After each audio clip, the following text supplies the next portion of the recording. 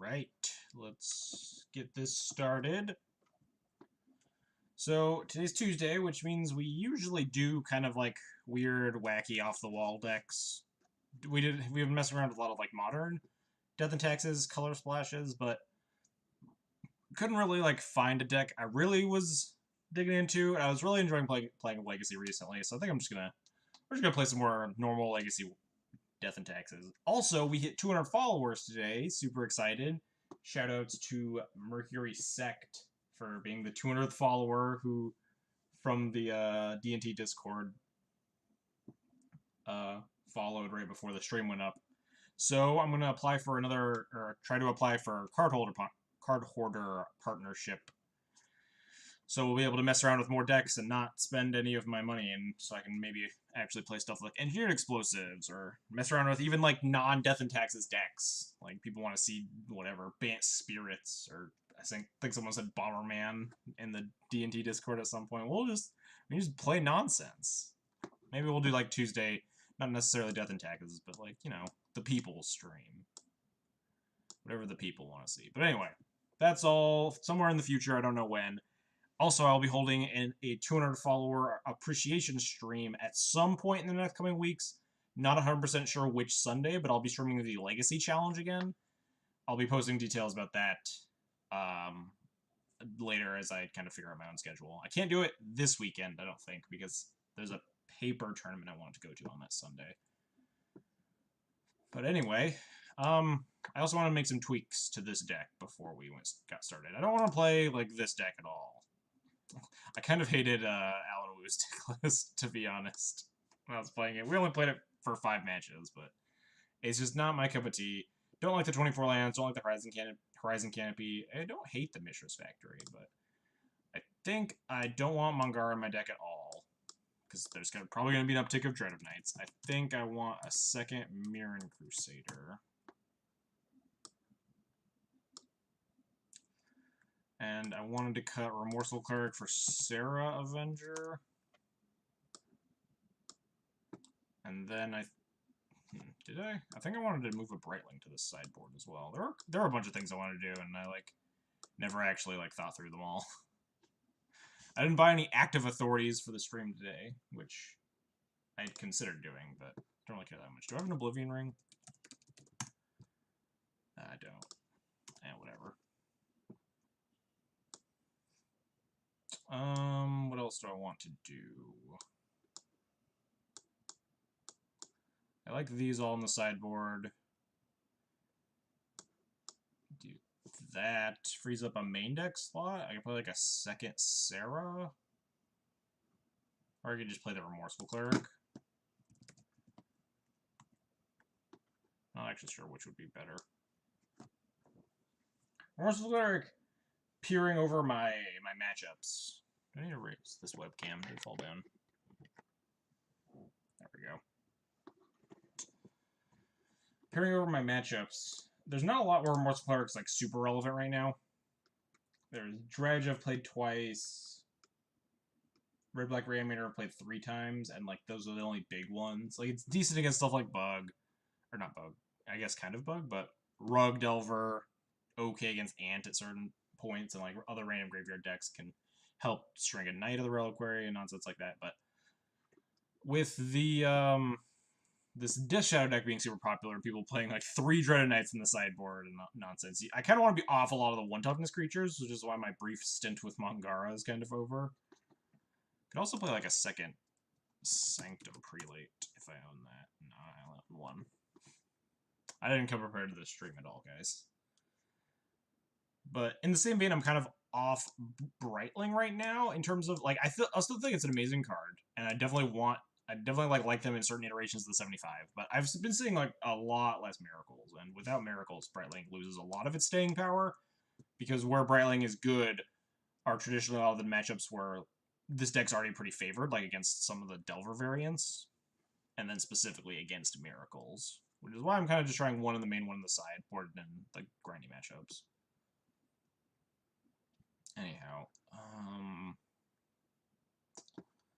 what do I want to do? Could also just cut all the Cataclysms and play Recruiter if I knew how to spell it.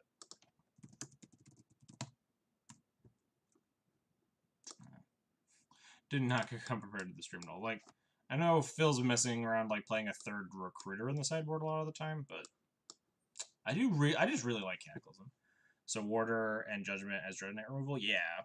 There's a chance I'm supposed to be playing like Disenchant, too, at this point. Which I also don't own, I suppose. Active Authority is an interesting tech against, like, Sneak, or, like, O-Rings and stuff. O-Ring is just an easier to cast Dread of Night against Shadow, or against Blue-Black Shadow, because they just can't get it off the board to begin with. And it also has, like, mild Flicker Wisp synergy with Aether Vial, but...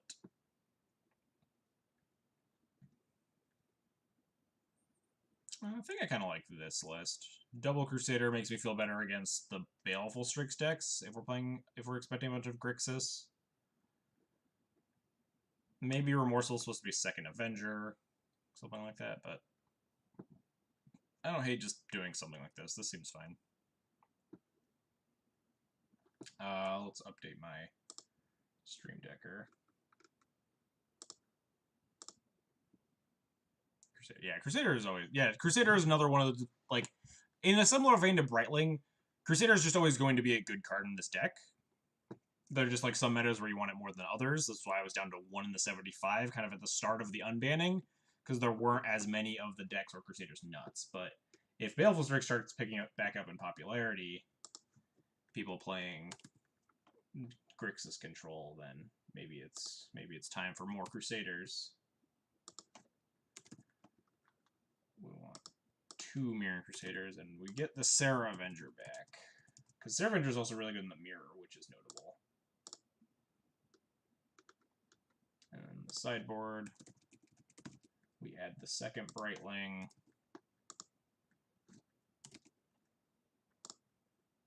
And then we cut a Cataclysm.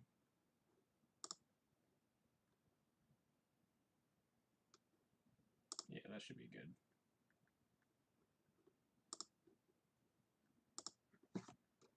Uh, 60.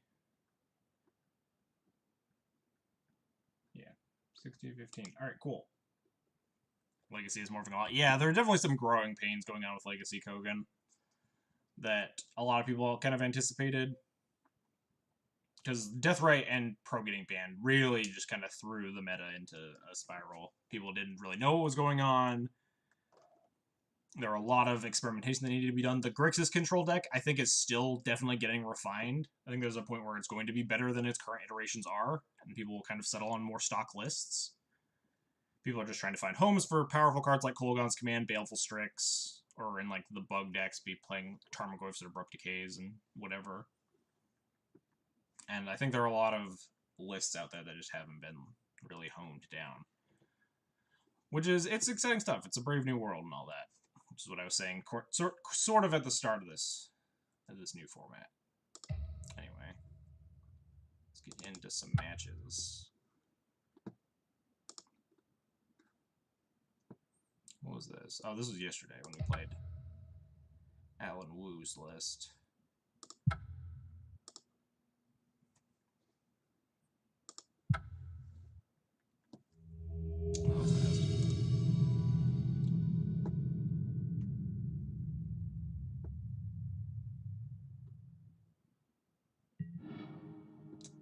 Our opponent, P4UM. Sans fine. So combo is out and mid-range is in. But it's weird because mid-range doesn't look the best of the death rate. Kind of. I guess yes and no.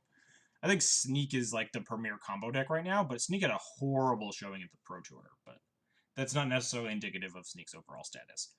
And I guess, like, most combo decks in general weren't really very well represented at the Pro Tour, specifically because Storm is a very skill-intensive, like, rewards you for playing the deck a lot, and people can't just, like, pick up Storm and go.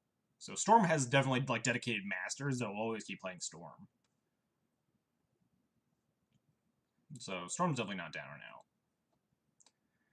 And I'm not sure if, like, mid-ranges... I'm not even sure what is in, besides, like, Death and Taxes and Delver decks. That's always just kind of been what Legacy. Death and Taxes, Delver, and, like, some sort of combo. Which is, right now, more Sneak than it is, More sneak than it is like Ant or something. Oh, this could be. This could be a lot of things. This could be any number of blue combo decks. Or even like Miracles. I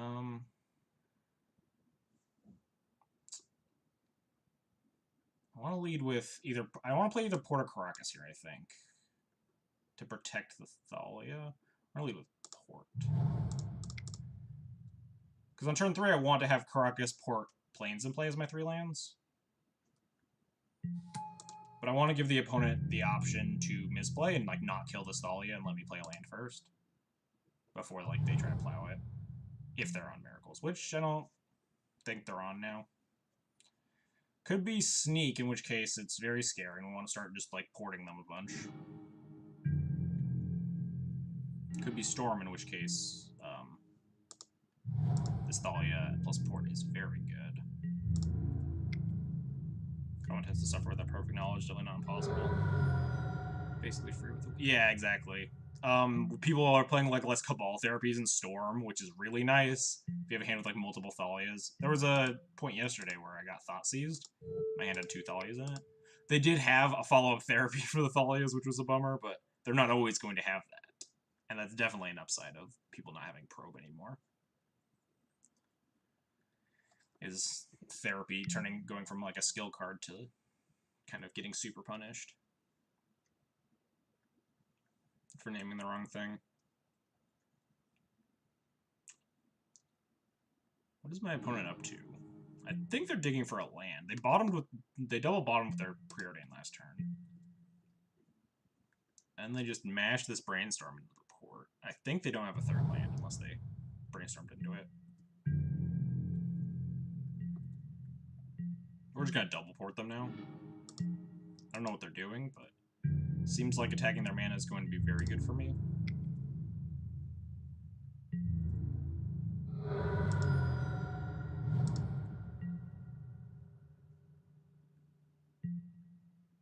The 8-rack Hawks deck and Legacy that's doing well. I haven't seen it a lot. I guess we got bodied by it yesterday in round 1, but I haven't seen it, like, putting up a lot of results. But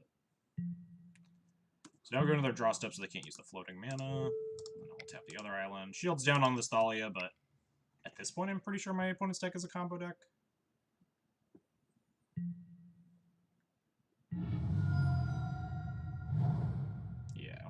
Yeah, they're on Sneak. Or, yeah, they're on Show and Tell. So we Wasteland double port, and we're feeling good now.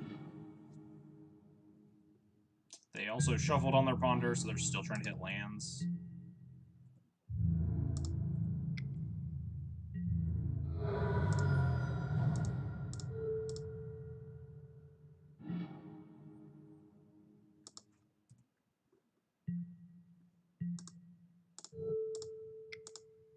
Confirmed Sneak and Show now. Let them go to the draw step. Port the other one.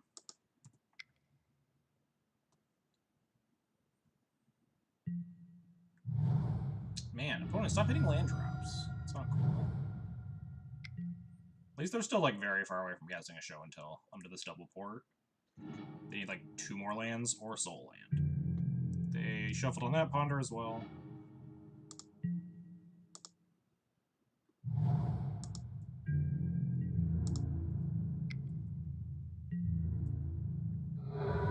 Don't they need red, or is this mono blue red? They don't always need red. They can just, like, Show and Tell into Omniscience, Emrakul me or something.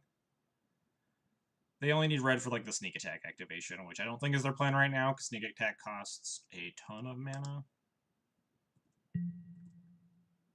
I'm gonna keep attacking their mana here. They shuffled on this Ponder too, which means attacking their mana isn't the worst plan.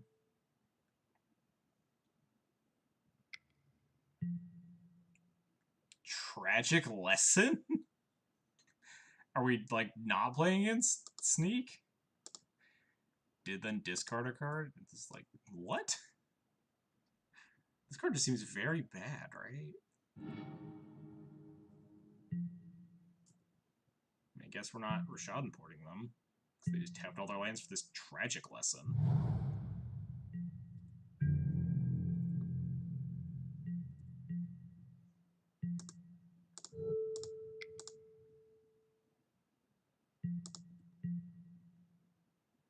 cleanup, I guess. If they're going to move to cleanup, they should have just discarded a card instead of bouncing a land they controlled. Sorry about the annoying questions, actively. No, don't worry about it, Kogan. I love answering. I love answering questions. I love teaching people more about the format. What's up, you Henny? How's it going?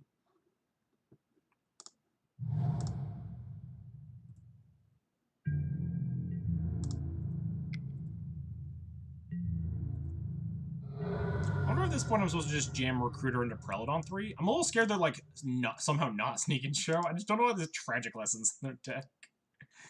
But just jam Recruiter into Prelodon 3 makes me feel pretty safe. Because I think the only way I'm dying here is Omniscience. No, I'm not even dying to Omniscience, because I just get to Flicker Wisp it.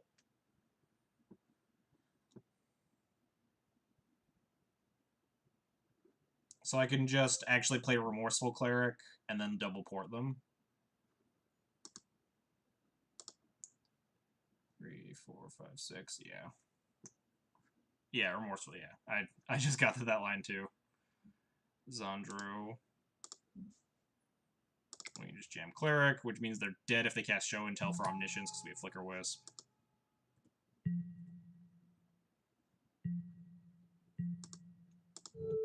And they can't even Show and Tell unless they have a Soul Land.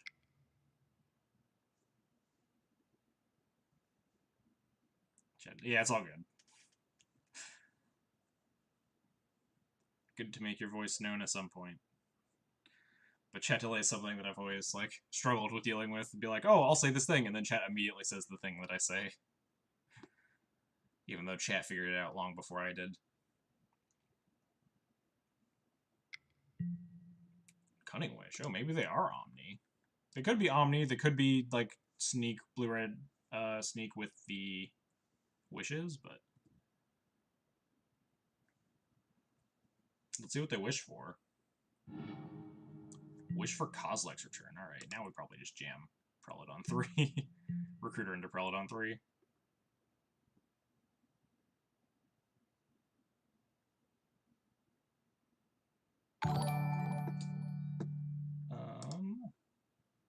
Yeah, Henny, thanks for the follow. I appreciate the support. Is their plan just cast this Kozilek's return off of no red mana? Watching Saffron all before this news, cracking chests for Nexus. Oh yeah, I saw that on Twitter. Move to discard again. Discarding Force of Will. So my opponent just can't even cast Kozilek's return here. If I just port them twice. So I don't really know what their plan is exactly. I'm a little concerned though. Like my mind is telling me to recruit Prelate on 3 and my opponent can't kill me, but I'm also trying to figure out how they're actually going to cast this Kozilek's return that they wished for. It's instant, but it's red. So if I just port them twice, they will only have 3 mana. Can I cast? I can't even cast any. I could technically cast Flicker Wisp and then still port them twice, but I think I want to leave this Flicker with my hand for like a show and tell. Just port them. Yeah. I could pick up Dystalia too. I have Caracas, so it's probably fine. I'm just trying to think of a way that I die. Wish, yeah, Cunning Wish is the card they cast to search for Kozilek's return. Where is it? Oh, Wish is exile when they, Basically, the Wish cycle, lets you grab a card from your sideboard of a certain type, and then this variant of Sneak and Show, or possibly just Mono Blue, Show and Tell, he plays Cunning Wish, for instance. And they wished for a Kozilek's return. Which would deal 2 damage to all my creatures, but I don't think they can cast... Yeah, my opponent just dies. We cast 2 spells that whole game. We won on turn, like, 9. Good game, opponent.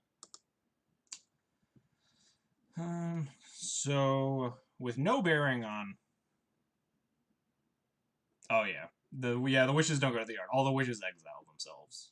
Not exactly sure why, but they just do. So, assuming my opponent's on mono blue, they could still be on sneaks, but it doesn't change my boarding that drastically either way. I guess it depends on, like, it makes Revoker, like, way worse or better in this matchup, because mono blue plays anywhere from 0 to 4 Lotus Petals, but that's it. Then Sneak plays. Sneak attacks as well, obviously. But they might be playing an Arcane Artisan or something, which makes Revoker a little bit better. Anyway, we have a lot of bad cards we can cut here.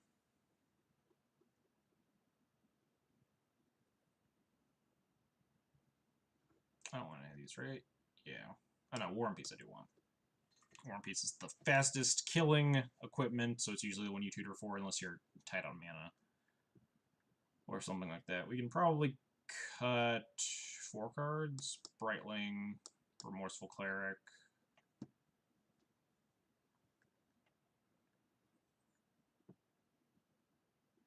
Mother of Words might be bad if my opponent's on. Mono blue has bounce spells, traditionally, and I guess Kozilek's Return. Cut these Crusaders. I think Prelate on 3 is exceptionally strong if they're on mono blue. Unfortunately, I only have the 1 in my deck. I think if I have, like, Mother of Runes plus Prelate on 3, it's almost lights out. They might have Dream Halls or something in their list, but... So, this iteration looks okay. Containment Priest not at its best against Omni, if that's what my opponent's doing. How is he casting the Return there? Usually Omniscience, they might have, like, a single Volcanic or something in their deck to cast red spells. Opponent mulligan to 6. I'm going to keep this hand. Surgical, not great in this matchup unless they have Intuition, but the mono blue decks traditionally have Intuition a lot more. And we just have, like, Thalia and Containment Priest and Council's Judgment, which are all good cards, so hand's fine. Opponent mulls to 5. Alright, we might get him.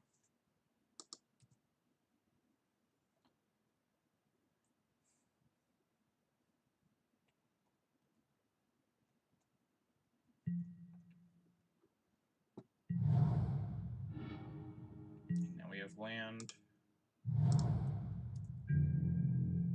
We get the other land for Council's Judgment if we need it. Oh, are we just getting a turn 2 comboed here? Oh, Thing in the Ice? Oh, man. That is a card. Luckily we have this Council's Judgment.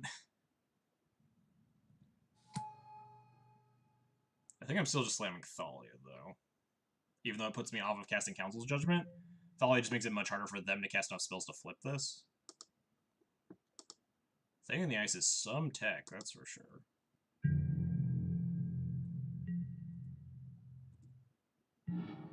Oh man, 2 surgicals, even better than 1 surgical. Like, almost want a surgical as Tarn, so they have like 4 less lands in their deck. Surgical's not gonna get any better.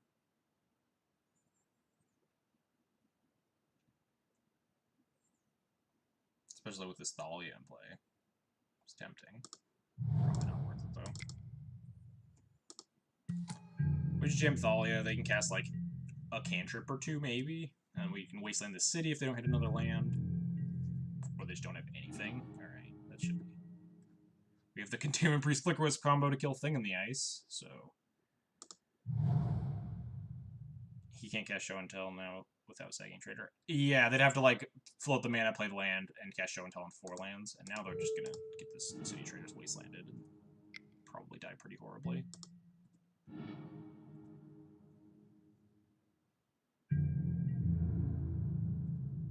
So we're just gonna flash in Containment Priest, untap Flicker Wisp this Thing in the Ice. The old Containment Priest Flicker Wisp combo.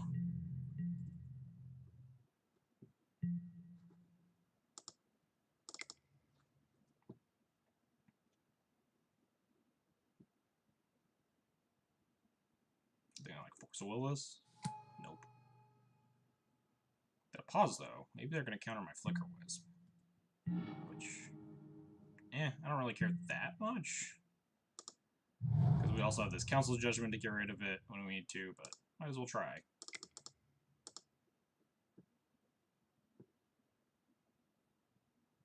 Yeah, the pause here on the Containment Breeze makes me think that they have, like, just Forceful's blue card. Pitching Omniscience, sure.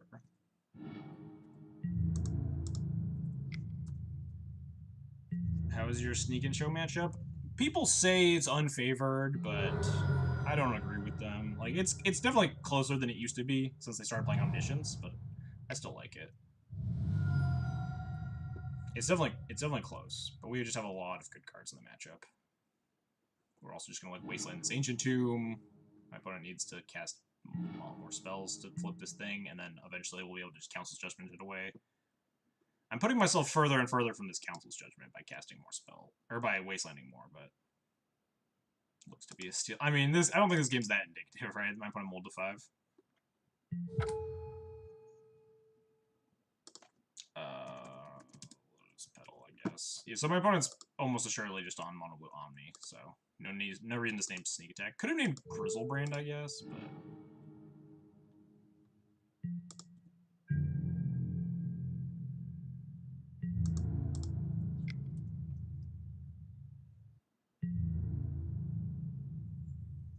we might just kill my opponent before they can flip this thing.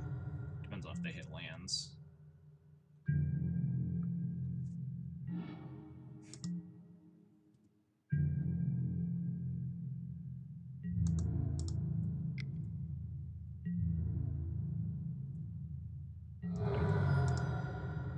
Wait, doesn't even block? That's kind of concerning. I almost want to Surgical this Force to make sure my Council's Judgment resolves.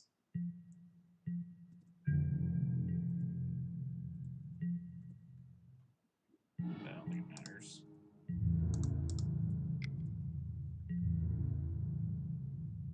Yep, opponent goes to 4. And now they should be dead.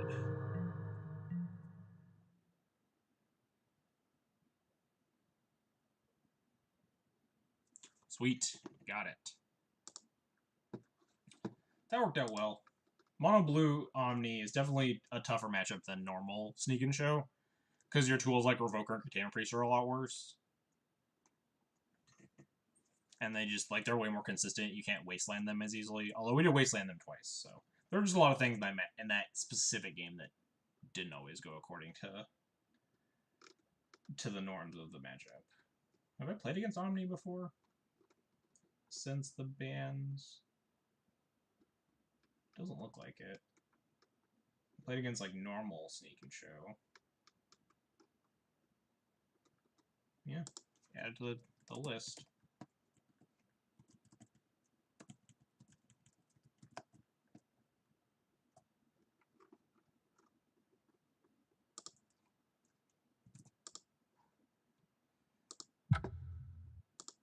Yeah, really kind of pummeled my opponent to death. Their Molda 5 plus a turn 2 Thalia is just going to be so bad for them.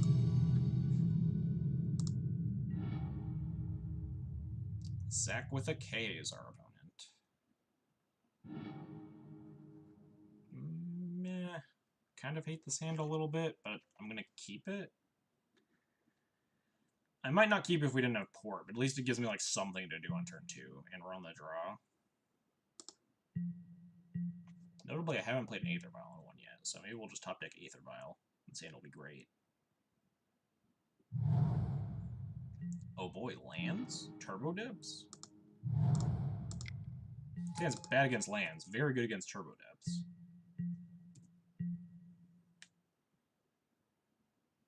I don't think lands would keep a 7 that was just Thespian Sage Pass on turn 1.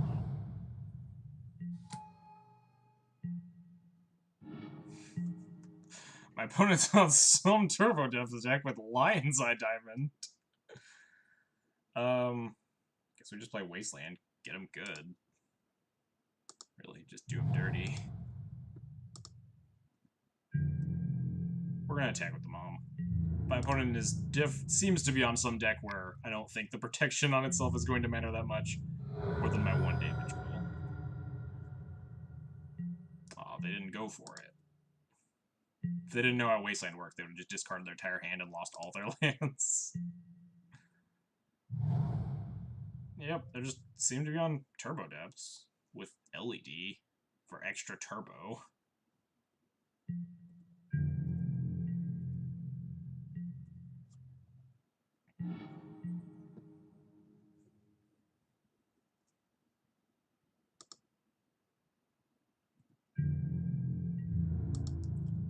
Give him the beat down, Mom.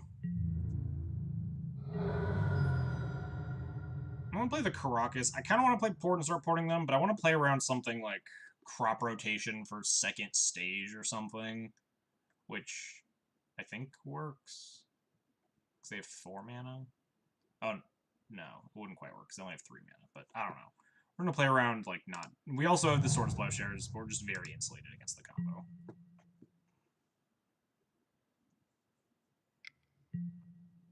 And Tomb, oh man. I guess that explains the LED, right? They're on, like, Reanimator depths. Are they going to reanimate, though? We have a Caracas. Like a Grave Titan. We have Plow. We're pretty insulated. It feels safe. Which is a bad thing to say. Entomb's Unburial Rites? So they're going to crack the LED, and they have a fatty in their hand that they want?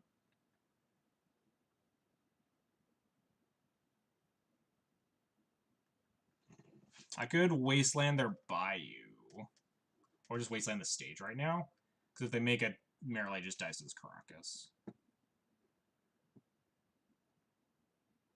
Because his Unburial Rites cost... Oh no, Unburial Rites cost 4 flashback. So that plan wouldn't work. But I don't know what fatty they could possibly have that, like, hits me super hard here. Inkwell Leviathan would be the only thing that I'm really scared of. But I kind of want to stop playing around in the Depths combo, so then now's a good time to hit something.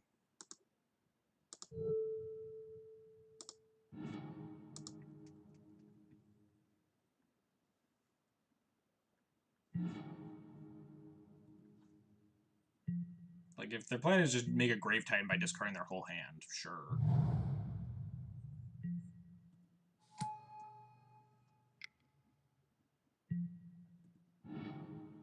No idea what their plan is. I guess they could just, like, Grizzlebrand, right?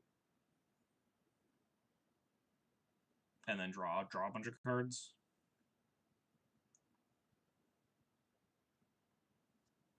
What are they entombing?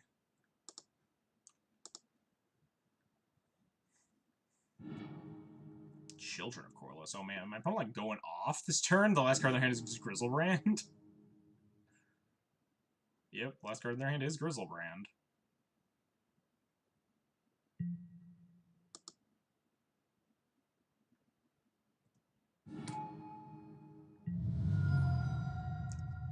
Opponent with Children of Corliss in that too? What are they, like fucking Tinfin's Reanimator depths? Something's going on. Guess I'm supposed to just make them pick up this Grizzlebrand right now. What's up, Palladian? How's it going?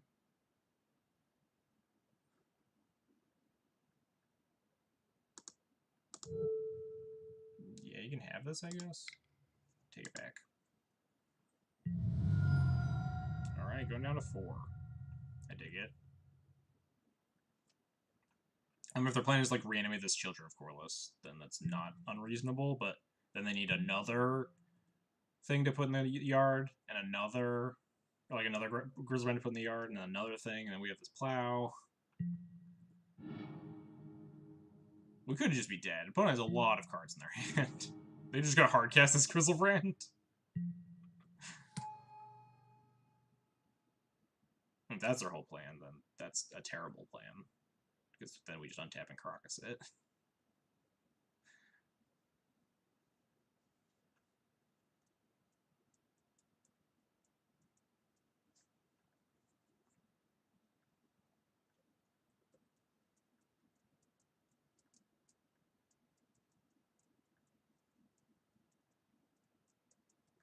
And if they have, like, children, hardcast Eve seems like a bad idea.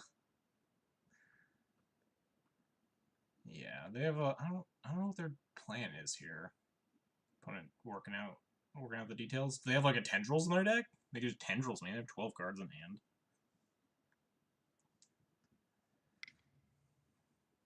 But whenever they sack Children of Corliss, I can just plow the Grizzlebrand in response. They're Living Wishing, sure, yeah. Why not? I don't know what they're tutoring for, but I mean, I can't do anything about it. I'm so confused. Opponent's deck is very weird. Grave Titan, alright, sure, deal. Hardcast a Grave Titan, we have a Swords of Plowshares. Sack pedal for mass hysteria. Please no. Goodbye, Gravy Train.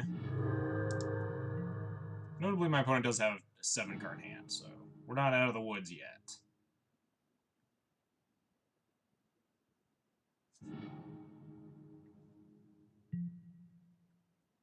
Opponent discarded 3 lands, Grizzlebrand.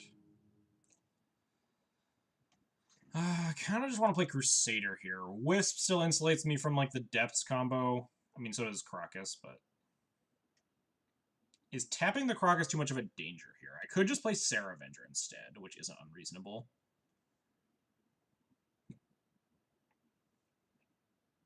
Could also port them, but I don't really like that plan, because I definitely need to get them dead here.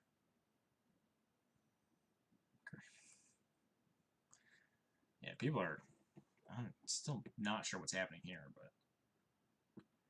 They're kind of going nuts. I think it's just Avenger is the plan. If they, like, Shallow Grave this Grizzlebrand or something, which, I don't know, maybe they have it, then Avenger plus Mother of Runes blocks it.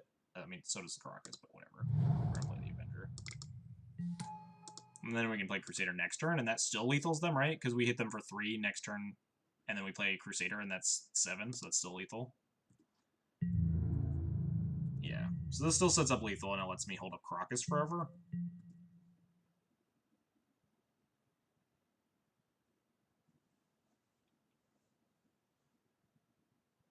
Maybe I, like, shouldn't have even plowed that Grave Titan, because it just, like, wasn't going to kill me in time. Because they were at 4, right? I could have just, like, slammed Crusader this turn and just killed them next turn. Not the worst plan. I didn't even think about that. Thoughtseize. You can't Thoughtseize 2 Mirren Crusaders.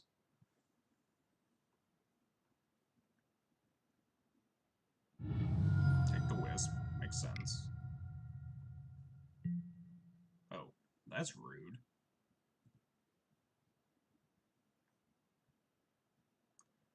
That's awfully rude of you, opponent.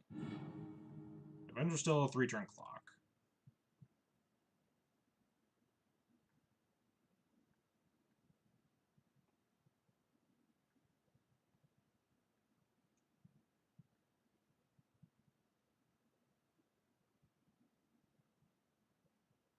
Yeah. These Crusaders were very short-lived. Maybe the plan should have been just, like, slam Mirren Crusader. And not even plow the Grave Titan. Hex Mage, sure. Still doesn't kill me, we have Caracas.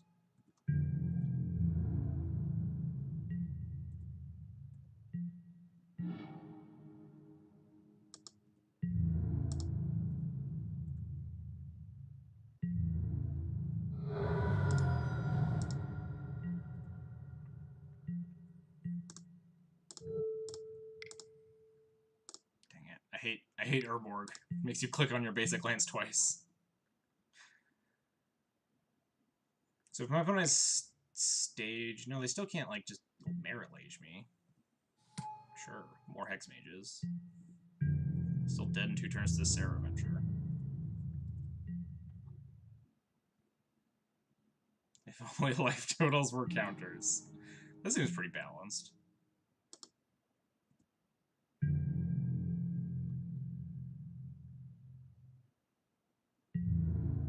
What does it do? What does this card do? I don't play this format. Oh. You sacrifice it, remove all counters from target permanent. It combos with Dark Depths.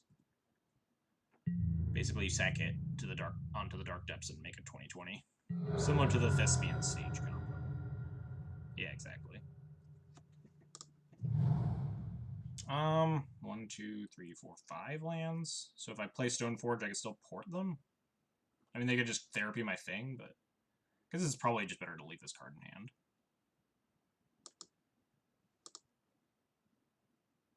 Is it? Maybe it's not. I'd like bluff something, probably more relevant than actually just casting it, because they're just dead if they can't answer the Saravenger plus Mom. Play my mono black. So it's just a it can still, like, it kills planeswalkers and stuff too. It has relevant text. It's a 2/1 first strike. When it goes to 1. Do they have whatever they want? Don't know what they're looking for. Living Witch. Alright. What are you going to wish for, opponent? Like a Maze of Ith? that doesn't do it. Glacial Chasm, that would do it. Loyal Retainers. Turn target legendary to the battlefield. That doesn't do a lot. I mean, they can cast it here. And, like, make a Grizzlebrand, and then I just make them pick it up. Did I forget to pour? Oh, I did forget to pour. Oops. And then they had, like, exactly enough mana. But I still don't think this does anything. If it does, I'm an idiot. I was busy talking to chat about Hexmage. Yeah, alright, cool. Show me Loyal Retainers into concede. Good plan. Can respect it. So my opponent is on a very weird, oh yeah, the... Pretty sick in, like, Trana. So my opponent's on, like, Reanimator Turbo Depths. So, I guess Surgical is good against both halves of the combo. As is Path to Exile. My opponent has Dark Rituals in their deck. My opponent has Reanimation stuff. Reanimation stuff. No, get out Heroic Order. Probably want these Council's Judgments. I'm just gonna bring in like 11 cards here. What are we cutting? Jite. Might be reasonable to just like cut all the Stoneforge package, right? My entire plan is just dedicated to keeping them off of the really unfair stuff that they're trying to do. Just like cut all my like garbage fair cards. Still need to cut some more. Crusader probably over Wisp. Maybe not. Crusader is really good at attacking everything. Wisp is good at... No, Wisp is good at killing, whatever it is, Merit Lage. Only attacks for 1 less than Crusader. And still, like, flies over everything. That would be, like, that Crusader would be attacking through. Revoker hits Grizzlebrand and Vampire Hexmage, so it's fine. Saravenger's a beater. Sanctum Prelate. I don't even know what number this would go on, but it's got a lot of options. Recruiter for recruiting my options. Mother of Runes. I feel like my opponent's a Massacre or a Dread of Night deck with, like, all of the BS that they're doing. Although they might also be on Abrupt Decays, which makes me kind of want Mom, but... I have a very strong inkling that my opponent is planning on massacring and or Dread of Nighting me.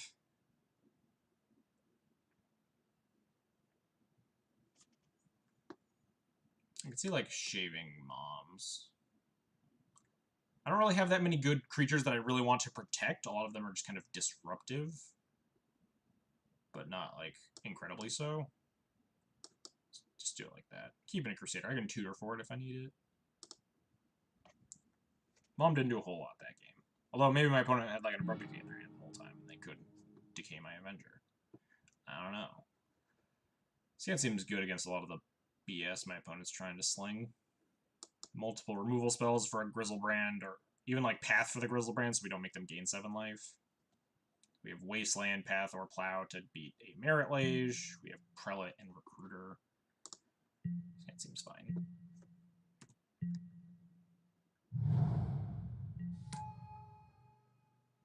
I'm gonna like turn 1 Merit Lage me, please. There's not even gonna... Can I just, like, play this Wasteland? It's better than pathing it. Like, this is their whole plan. And they're not even gonna make the Merit Lage right now. I'm just gonna play this Wasteland and pass, right?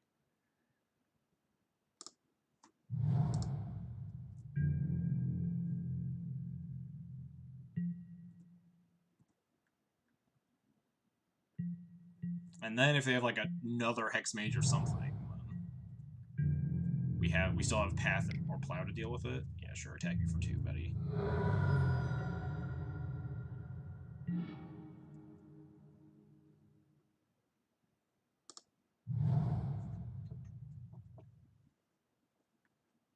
I really want to waste this Scrubland.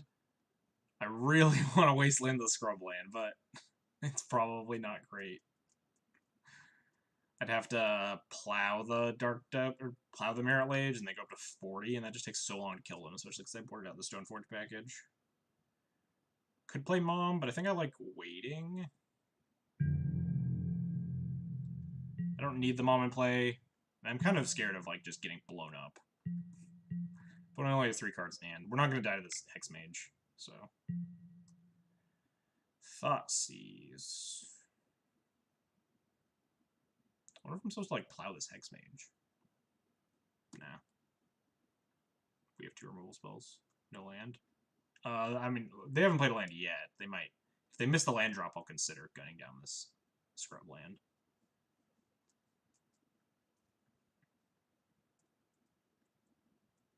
Plow now. Yeah, there's definitely an argument for plowing there.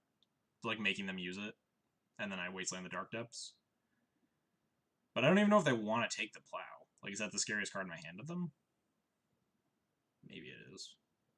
We still have this Path as insurance. But I really want to, like, mana dime them right now more than anything. So Path is less good than plow currently. I also really want... Yeah, they take the Thalia. I also really wanted to wasteland the scrub land. Which is super greedy, but...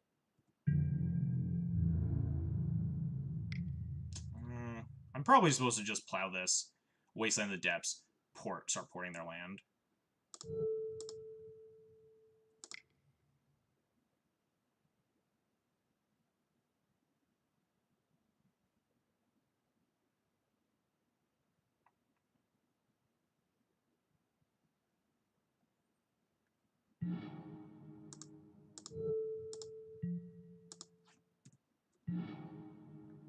Now we just want to draw some more lands.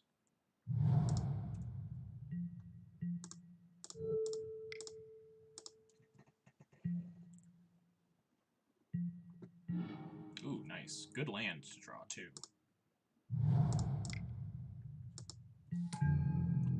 Now we have our clock. There's probably an argument for just letting Prelate on 1 instead. Entombing. Grizzlebrand. What are their reanimation spells of choice? It's gotta be like Shallow Grave, right? We have Caracas. We can just slam Prelate on 1 plus leave up Caracas in case they do, like, Shallow Grave me or something. Maybe Prelate on 2's better. Turns off Living Wish. Shallow Grave if they have it. Actually, we'll probably just play Wisp here, right? Wisp plus Port. Because I want to just have a better clock. They can't, like, instant speed make a Grizzlebrand. They could, like, 1 mana make a Grizzlebrand, though. Draw a bunch of cards. But then they likely don't die. They do have Lotus Petals in their deck.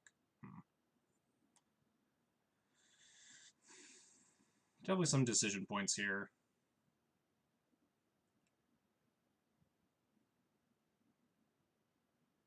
Could just wisp my land, port them, I think is my best plan. Attack them for 1 with the Mom. Could also just play Prelate on 1. Prelate on 1 turns off my Path, though, so I might want to, like, Prelate on 2. But I don't even know if they have reanimation. I don't know what reanimation suite they're on. I could recruit Revoker in the coming turns. If I hit 5 mana, I might, like, recruit Revoker on Grizzlebrand just as an insurance policy.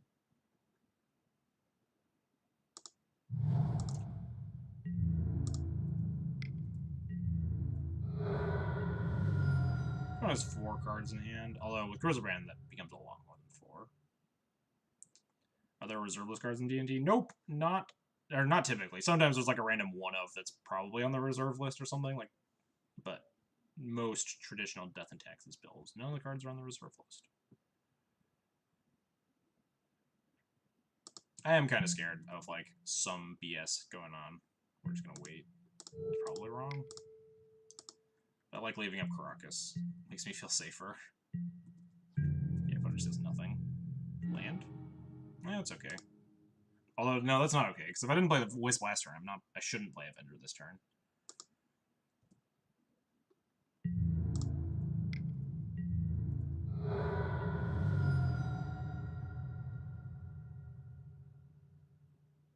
But I will.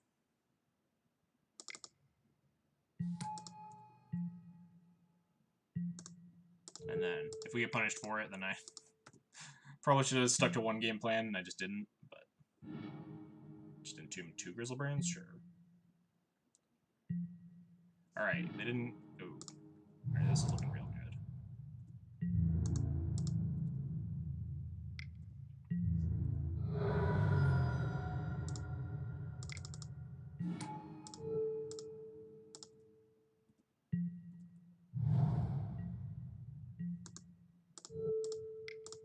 Get out of here. Scrubland.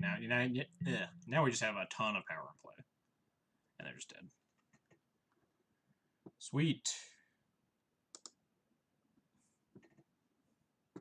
I'm tired, says Palladian. Go to sleep. What time is it wherever you are?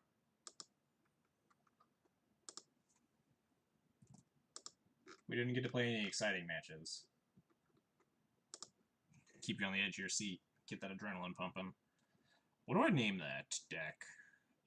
Just Depths Reanimator, I guess? Whatever, we 2-0'd it.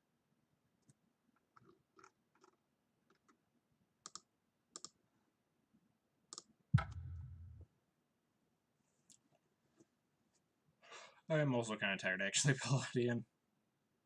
I've been thinking of, like, dialing back the time on my stream, like, 30 minutes, so I get to bed a little bit earlier, but just haven't pulled the trigger yet. But this league's booking it, so we might be okay.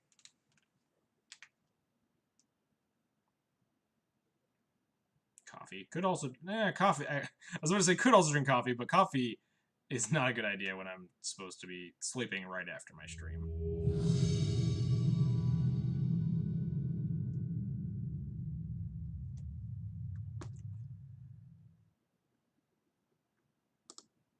One half for... put a half of a matchup in Reanimator and a half in Turbo Depths.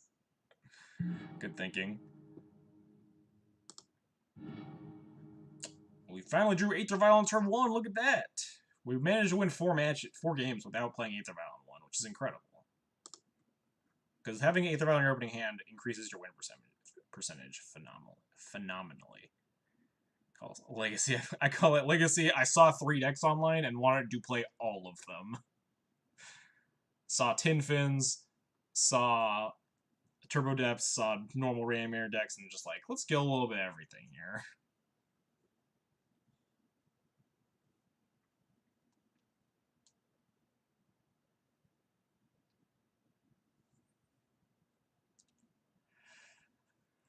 This hand is actually pretty nuts. If this Vial doesn't get forced or something, we just have like Vial into Port Wasteland, just start putting in stuff. Yeah, they put in a gravy boat. That's true. The old gravy train. Which I'm still not sure if I should have plowed it. Because I could have actually just slammed Mirror Crusader and had lethal. Definitely a thing to go back and think about. Like, what would I have lost you if I hadn't have, if I didn't plow it and just slammed Crusader there, tapped out of my Caracas? It is a little concerning because my opponent has, like, a pretty sculpted 7 because they drew 14 cards. They might have been able to go off with Grizzlebrand plus Children of Corliss or something, but they were at such a low life total. They would have needed, like, Shallow Grave Grizzlebrand, reanimate Children of Corliss, hit me for 7, then pay 7, draw 7, gain 7 life with the Children, and then, like, go off from there. Which, to be fair, like the Saravenger plus Mother of Roots Plan does beat that. Because you can pro-black the Saravenger, block the Grizzlebrand so they can't gain life. Oh dear. Combo... Today is combo day. Let's draw Phyrexian Revoker. This Rashad board's not looking great. That's not looking great.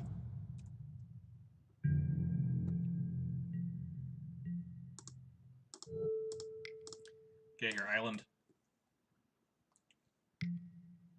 So my guess is Sneak, and they were playing around Thalia on turn 2.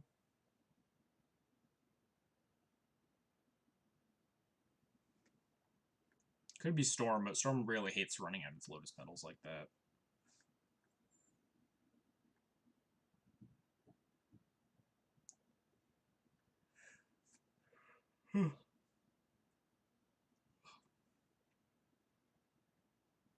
With this hand, I kind of want it to be Sneak, because we have a chance of it Sneak if we can get this Prelate on 3.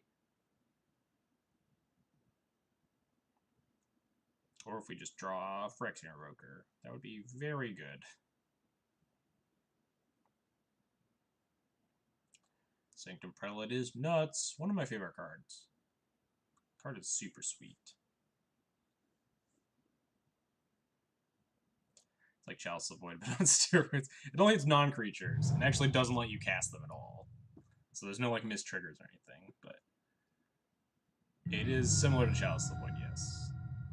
Much worse at low numbers. Like, Chalice on 1, on like, with Soul Lands is obviously way better, but it's much easier to hit high numbers. Ooh, my opponent is playing Storm.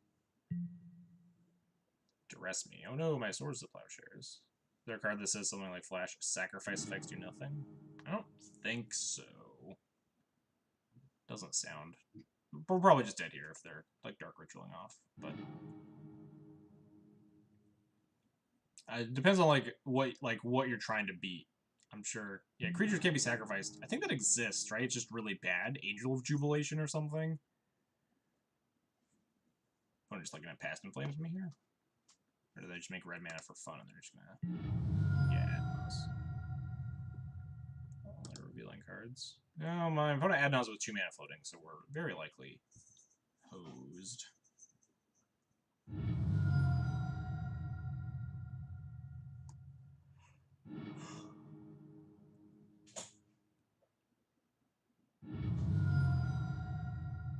Oh yeah, they played that in Elf sideboards sometimes. I think my friend played it in Elf sideboard at some point to beat Tron, getting all his dusted a bunch.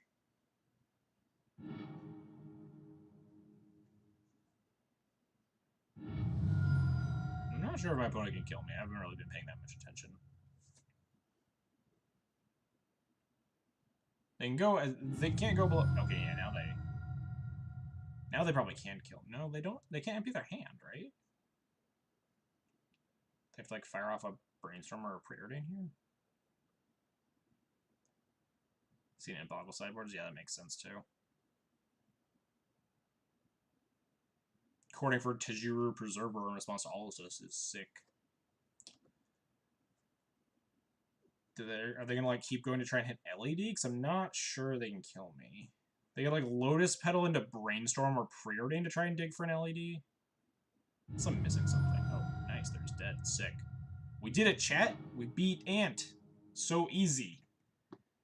All skill. All skill game. Split second opponent sacrifice all cards with hard sacrifice on. With no effect. That'd be... yeah, the templating on that card would have to be a little bit tweaked, obviously. Yeah, 100% skill. Don't worry about it, Chad. We calculated every single twist and turn of that game. Make sure Wizards never hires me. I'll see what I can do, Kogan. Alright, Storm Plan. Alright, I was supposed to put an Aethersworn Canonist, because, like, Aethersworn's not as good anymore, and then we just played 3 straight combo decks where Aethersworn Canonist is gas, so... I guess I don't hate myself as much for doing that. Yeah, take that, Ant. Give him the old 1-2 punch of cast Aether Vial and no other spells, and then they die to their own ad nauseum.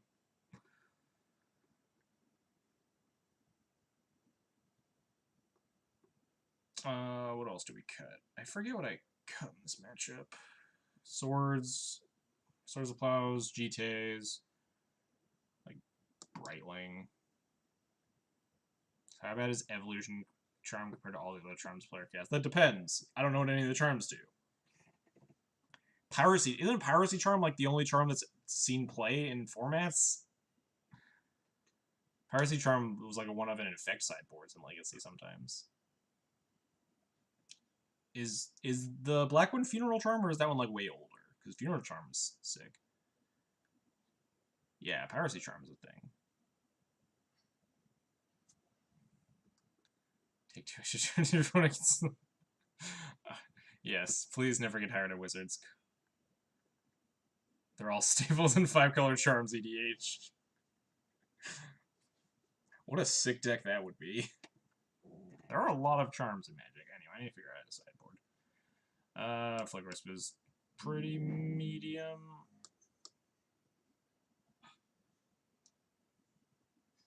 Yeah, this looks like how I normally sideboard, probably.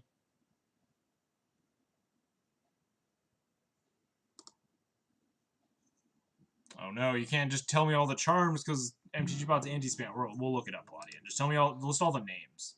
Or, oh, you can do that too. Shatter, gives them +1/+1 trample, or down tick something suspend by 2. So it has 2 abilities. Neat. I also don't even know what the green charm does, to be fair. What was it called? Evolution charm? Did you say how bad was it? How bad is it? So evolution charm is supposed to be the worst? MTG evolution charm. Search your library for a basic land and reveal it, put it in your hand.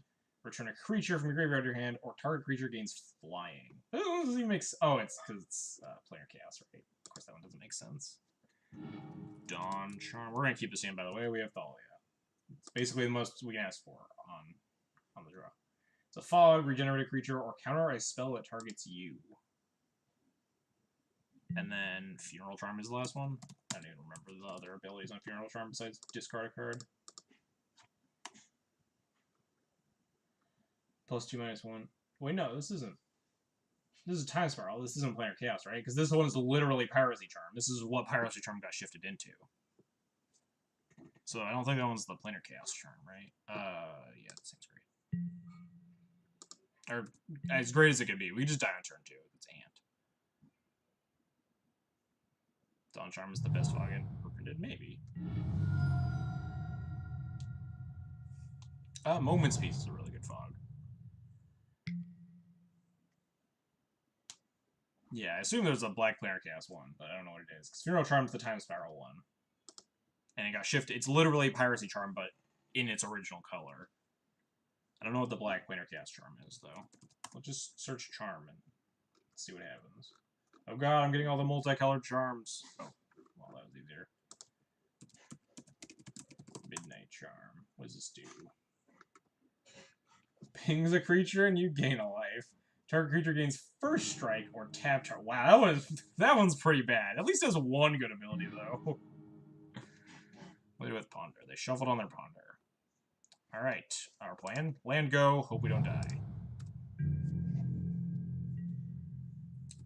Evolution Charm has like 1/2 of a good ability, in that it can regrowth a creature, which is still bad, but not the worst. Yeah, I think we're just dead. Maybe my opponent just dies to their ad nauseam again. Oh, wow, we're not dead. Yeah, but my opponent probably has an answer for the Thalia, and they're trying to set up to go off or something, but we can't not jam the Thalia, so might as well. Could easily just get, like, Fatal Pushed here. Well, if they have to deal with it on their turn, it costs them, like, at least 2 mana. Then we can recruit Sanctum Prelate, perhaps? Yeah. There are a lot of dud charms. Teamer Charm and Gruul Charm were both real bummers. Red-green kind of gets the shaft with these charms, it sounds like. What was Naya Charm? What did Naya Charm do? And Jun Charm is pretty good, so that's a red-green charm that's not horrible. Oh, yeah, Naya Charm's not bad either.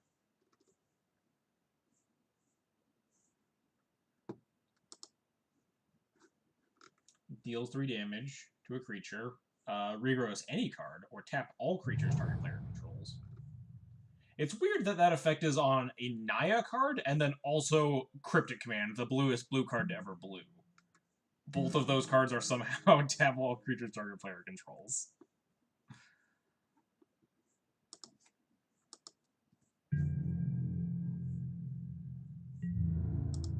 Opponent plays Petals. I don't think that's true.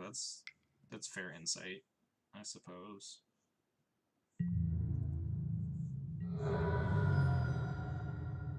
What do you want, Cat? So, Jam Recruiter, recruit Sanctum Prelate, Ethersworn Canonist.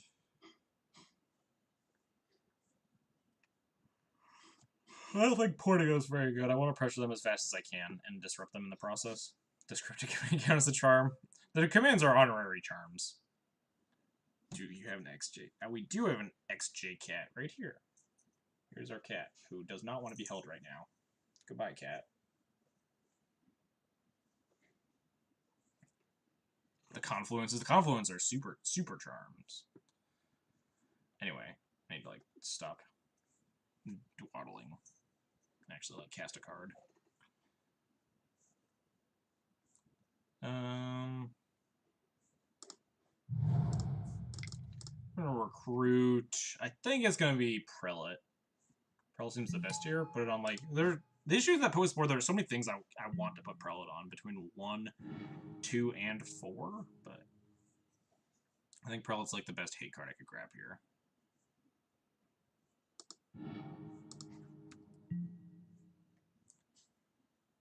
Fiery Confluence, best charm. Cryptic Command is probably pretty close to the best charm.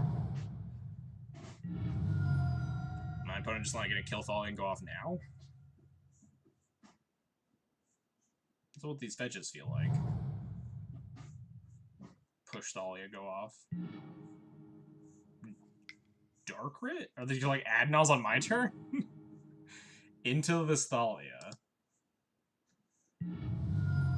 How's Cataclysm for you? It's okay. It's really good in the matchups you want it. Like it's kind of narrow, but it's good against like the red prison decks, Eldrazi, Miracles, some of the big mana decks. Oh no, my opponent found an Abrupt Decay. So my opponent can 3-mana Abrupt Decay, LED, Cabal Red. I think we're probably dead. Unless my opponent kills himself on the Adnos again. But I don't think they need to. Because they just have Infernal Tutor plus double LED, plus Cabal Ritual, plus land. I don't know if they have enough mana to do all that, though, right? Because they need to Abrupt Decay, I think, first.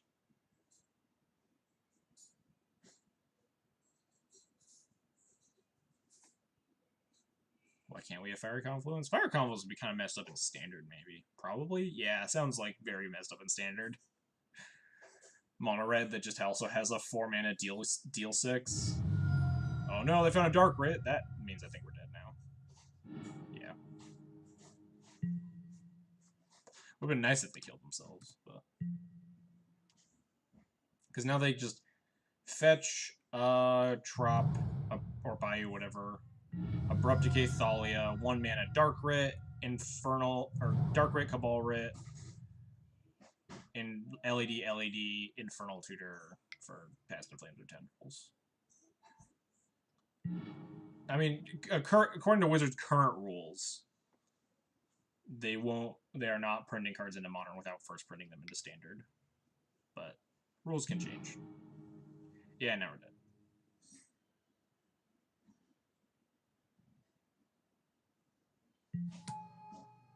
Did I put a Dark Rit before Abrupt Decay? That seems loose. I don't think it matters, but I think they missed a mana, right? I guess maybe they wanted the blue just in case.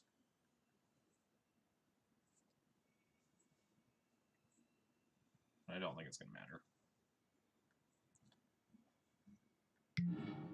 Future Masters, Future Sight 2. Future Sight 2, Electric Boogaloo.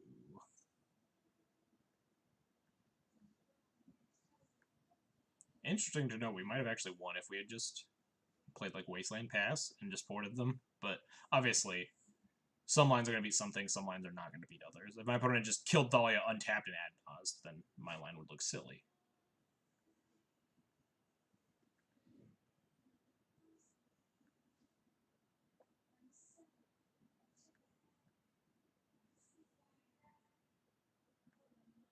I don't know what my opponent's tanking about. Does my opponent, like, not know how Infernal Tutor works with their LEDs? Like, they have to hold control or whatever? Because I think I'm, like, deterministically dead here. Yeah, Infernal Tutor, crack the LED. Crack the other LED, go get Past in Flames, Cabal Rit, Dark Rit. Man, they get really bodied if I had Surgical here. That'd be sick. Just, like, stop F6ing to psych him out.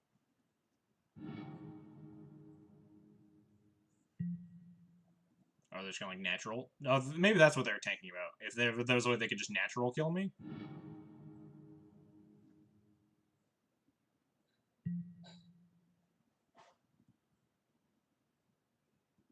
This doesn't win. This doesn't even come close to winning. I have a Flicker Wisp in my hand.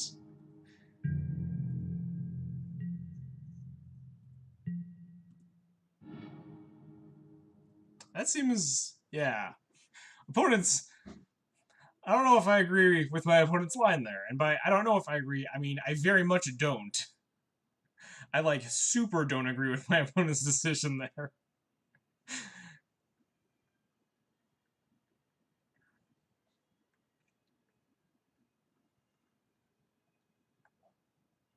It's not yet. I don't even, like, die. It's only 16.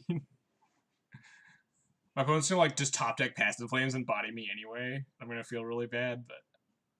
even if I didn't... yeah, even if I didn't have a Wisp...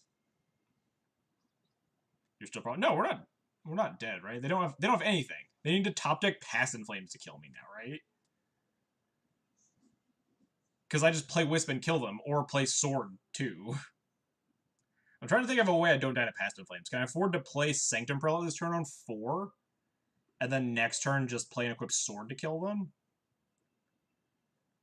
Like, maximizes my outs here? Because if I just play Wisp, they could draw Past in Flames and kill me.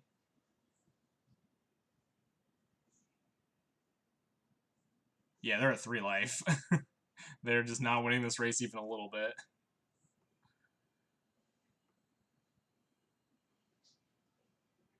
Although, then we lose to, like, Abrupt Decay if we do that play, so...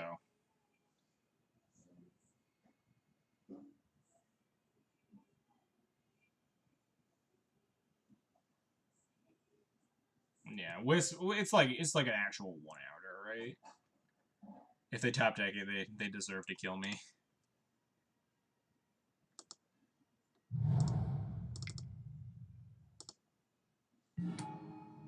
You need to waste Trop if you... I'm gonna port the Trop. I'm gonna flicker my own land and then port them, so I still have access to, like, play Equipped Sword next turn.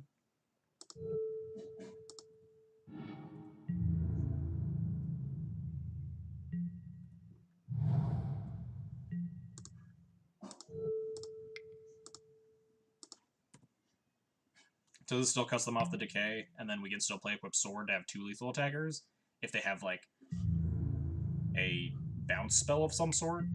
Yeah, opponent just jamming, sure. I guess they have, like, cantrip crack in response crack LED into Tendrils me. Now that I'm at 4. Man, this would also feel bad. Oh no, is this how I'm gonna die? This side out Past in Flames. Maybe they boarded out Past in Flames? I feel really embarrassed if I, like, didn't block one of these and I died as Tendrils.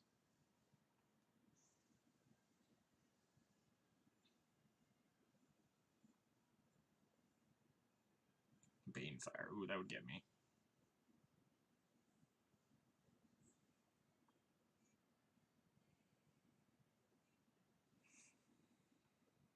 Yeah, they need to, like, have exactly Tendrils here or they die. I guess or Past in Flames. It's like, maybe the Prelate was better? Because that turns off both of those. But then it doesn't turn... again, it goes back to, like, not turning off Abrupt Decay. But I could have, like, waste... no, if I waste then I can't play Equipped Sword. Alright, whatever. My decisions didn't matter. It's interesting to note, like, what line there would have actually maximized my odds of winning. Between, like, trying to jam Prelate to not lose to Past in Flames or cantrip into to Tendrils, but yeah, I don't know what the opponent was doing. They boarded out Past in Flames, I guess?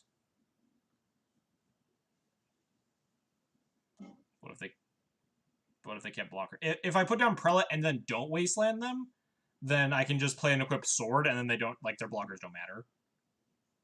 Because either of these swords gives me pro red. But then that line loses to Abrupt Decay. Why not get Tendrils instead of empty? Why board up? Yeah, I don't know. Oh, not getting Tendrils instead of empty was, I guess, because, like, they were gonna just put me to 4 if they Tendrils me, right? And their plan was, like, 16 Goblins is better than me at 4 and them in a bunch, because we have Sanctum Prelate and stuff in our hand.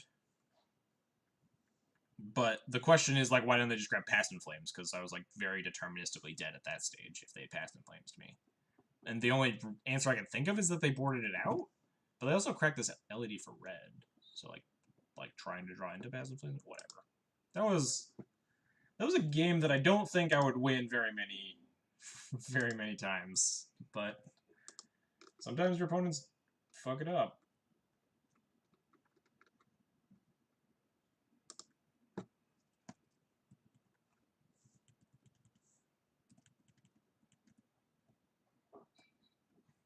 We 3-0, what else did we beat? We beat a Mono Blue Omni and some weird Reanimator Turbo Depths deck. Let's 5-0 sound good. I mean, we'll try. What did we... Yeah, our opponents have beaten themselves a lot today. Dark Depths Reanimator, yeah, Tin Depths. Is that like the official name? I've played against that deck probably 0 times until today. It was just very weird. We did see Children of Corliss and Grizzlebrand and like Unburial Rites, Entomb, the Turbo Depth stuff, Living Wish. I get to update the... It's easier... It's better to put down than Reanimator Depths. Reanimator doesn't even fit in the box. Tin Depths at least fits, and still tells me what the deck does.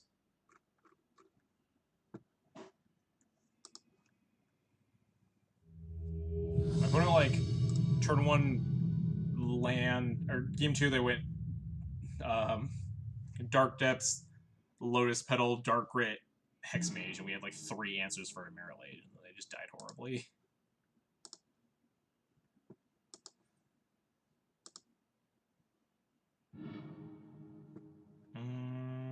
Sand is okay. Good enough for me to keep, not great.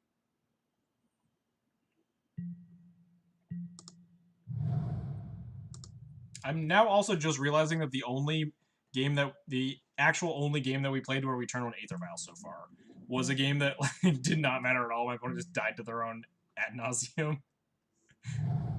Ooh, Death Shadow. Cool. It's decent against Death Shadow. We have Mirror Crusader, which is nuts. Look at this list. 1 Scrubland. Stages. Okay, so they were on Shallow Graves and Exhumes. That's what I thought. I wasn't sure if they're playing like just actual factual Reanimate. But that seems bad if you're on like the Children of Corliss plan. And this deck looks... Living Wishes, LEDs, yeah, this all sounds up to snuff. Jam Thalia here if they daze it. We have the backup Thalia. Better yet, they force it. Yes! Now we just really want to draw lane 3. Yeah, they Living Wish for this Grave Titan. They did all these things. They Living Wish for our Loyal Retainers. Thoughtseize. Boo! My Mirroring Crusader. This is not particularly nice, opponent.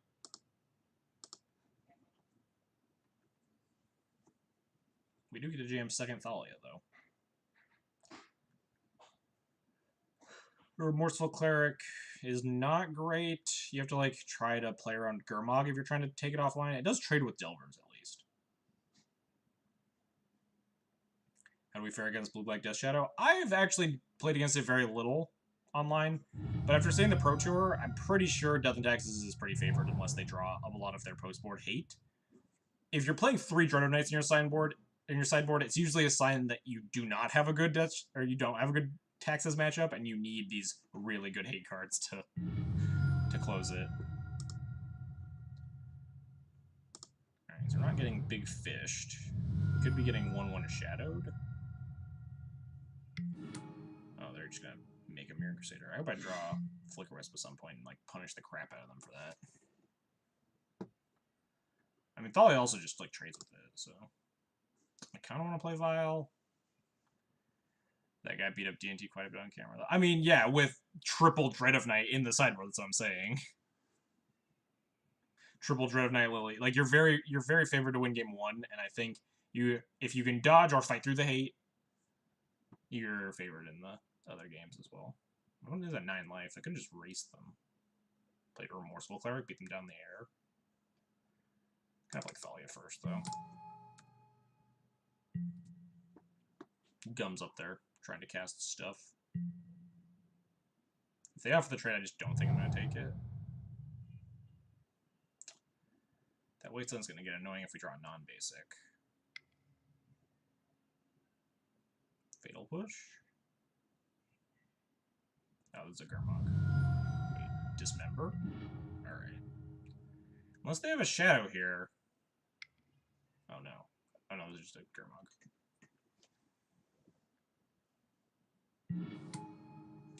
The big old fish.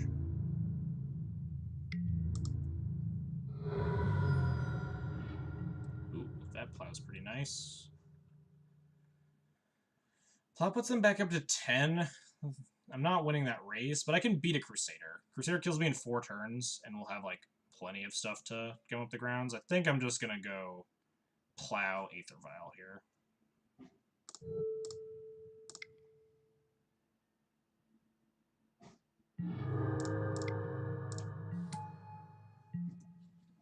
If we ever draw, or if we ever get, like, Recruiter into Wisp, we just get our Crusader back, which is nuts.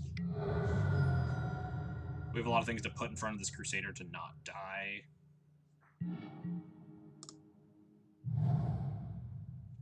I'm a little scared of recruiting the Wisp. Because then if they Thoughtseize me, but probably okay. They haven't Thoughtseize me yet, and I think they would have last turn. They know most of, if not all of my hand. Yeah, we're just going to recruit the Wisp. If they draw Thoughtseize, they draw Thoughtseize. Oh no! Hang on. Because they actually have this Wasteland, so they can waste me off of the Wisp. Then we take up this Vial. Next turn we file in Remorseful Cleric. Yeah, or we just, like, draw another land, too. This is fine. Because if this gets countered? No, they would have dazed the Vial. They could force this? They could... No. Oh, they do have a daze? They could have drawn it.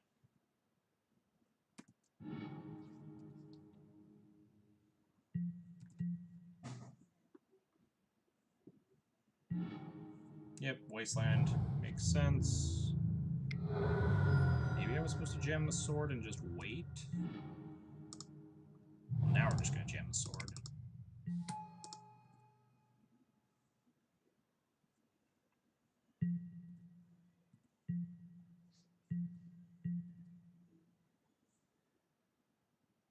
Now the question is, do I chump block, or do I try to just hit them with the Remorseful Cleric with the sword on it? No, if I have to get greedy here, right? Because if they have a removal spell, they just fire it off on the Remorseful Cleric anyway, and just keep getting it with the Crusader. So I need to hope that they don't have a Fatal Push in their hand. Or that we just draw, like, Flicker Whisper or something. Let's bet. How do they get Crusader? They reanimate. They Thoughtseized our Crusader and then reanimated it. Yeah.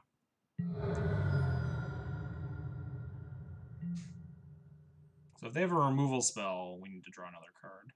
Or Delver's fine. Because Delver isn't lethal. And we can just kill it the following turn.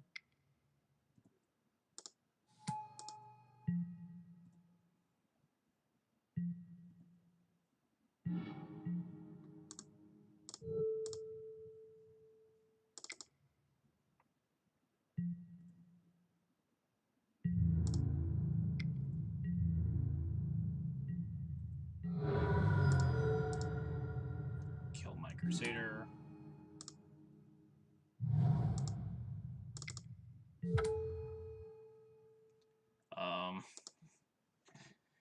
Name main deck Liliana of Last Hope. Name Street Wraith. I guess Street Wraith is probably the name.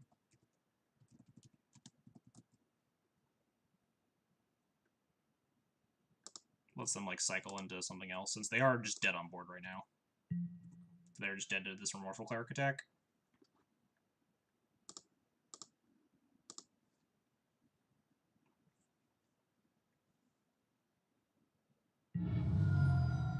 So it wasn't a card they wanted, so they're fetching it away. I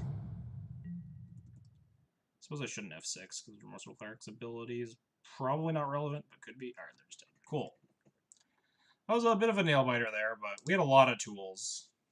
There's definitely the The point where I just cast the Recruiter because I thought they didn't have a Daze, because they didn't Daze the Vial previously. Might have been a turn where I should have just, like, played sort of Fire and Ice instead, just jammed anything else, and then just planned to tick up this Vial until I hit Recruiter into Wisp and just Wisp the Crusader. But anyway. We certainly beat the crap out of them. God, I don't even know if I want Rest in Peace.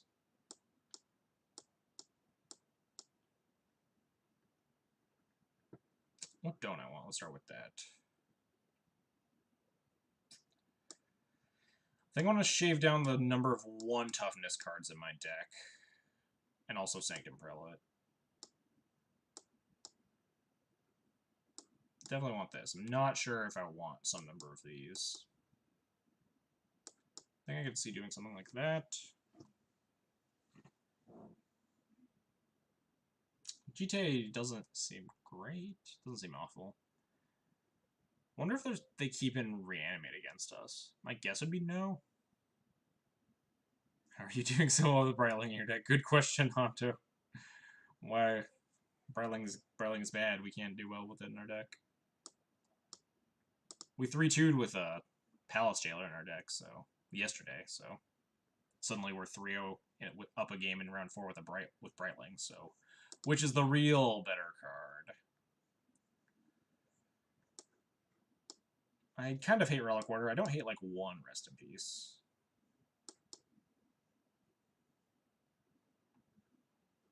Something like that. No, Revoker actually kind of sucks. It is immune to Dread of Night, notably. It also only hits Last Hope, but...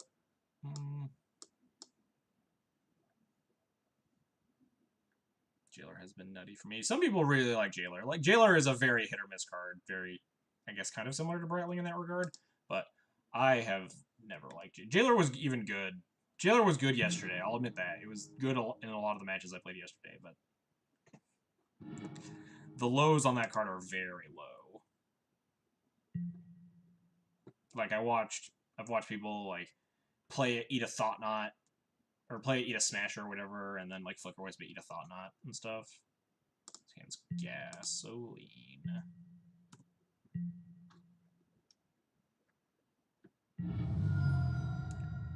Cycle Street Wraith.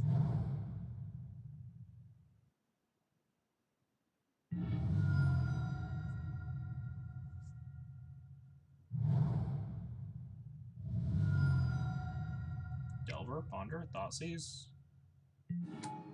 Oh man, turn 1 Street Wraith. Don't even know if I'm supposed to plow this into a Daze or not. I don't think so. Eating that many Gurmag. Gurmag is huge. Although it's also, like, rotten flesh, so that's probably not very healthy. It's a zombie. Ugh. Don't think I'm supposed to plow this unless they Thoughtseize me.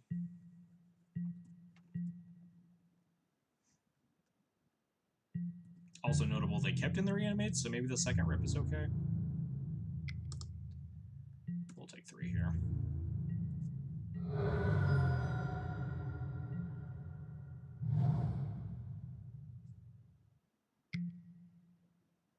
Aw, man, they did it right. Now they have the Polluted Delta to protect their Death Shadow from this plow demolishing their life. Also notably, we have a better plow target than the Street Wraith now. So now I'm gonna plow this main phase, so I can just get this Aether Vial into play. If they want to Daze the Vial, sure, because we have enough lands and a bunch of other gas in our hand.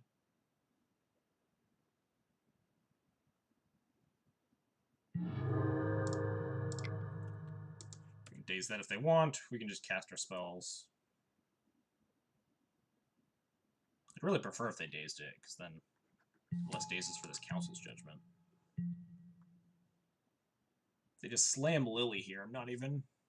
I think I just continue to play around Daze, honestly, if they just slam a Liliana.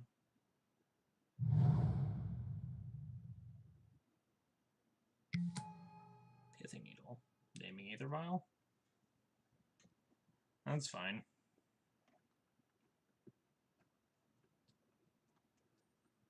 Maybe it's worth it to bring in Relic Order now. They have Needle and Dread of Knights, assuming.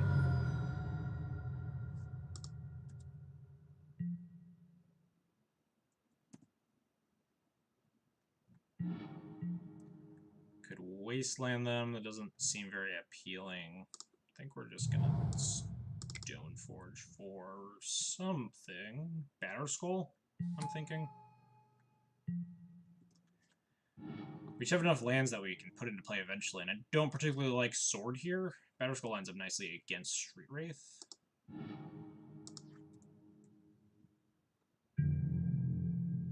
Leon's a good card. Just push my Stoneforge off a cliff here.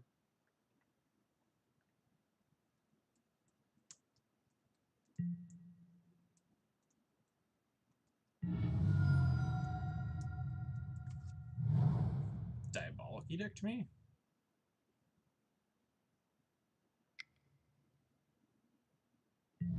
Dismember. Okay. Dismember taking less damage, sure.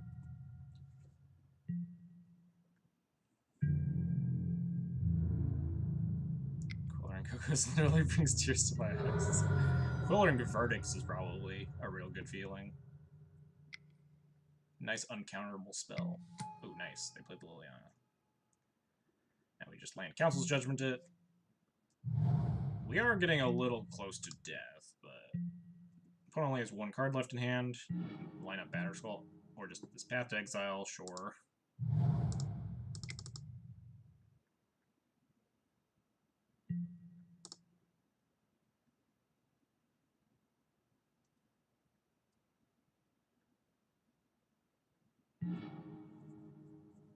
Maybe I'm supposed to path this now.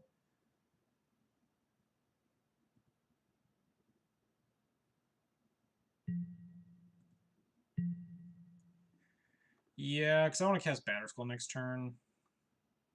So if they daze this, I don't really care.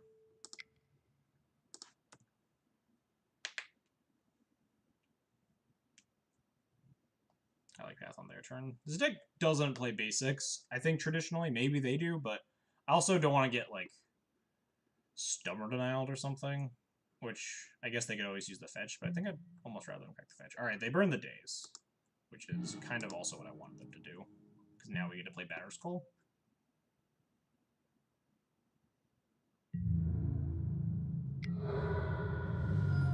Yeah, it's either path there or path in the upkeep.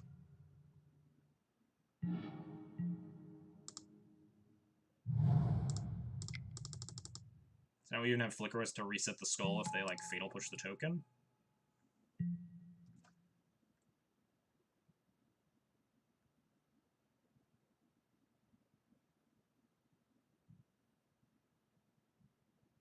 What did they return with the daze? Was it UC? Yeah, they bounced to UC.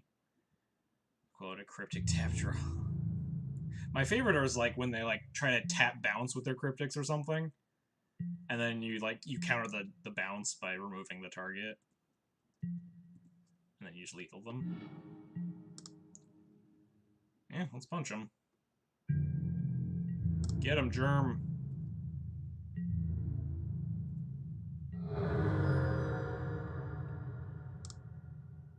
I'm gonna revoke Liliana the Last Hope. I don't think I'm even gonna play this Wisp, honestly.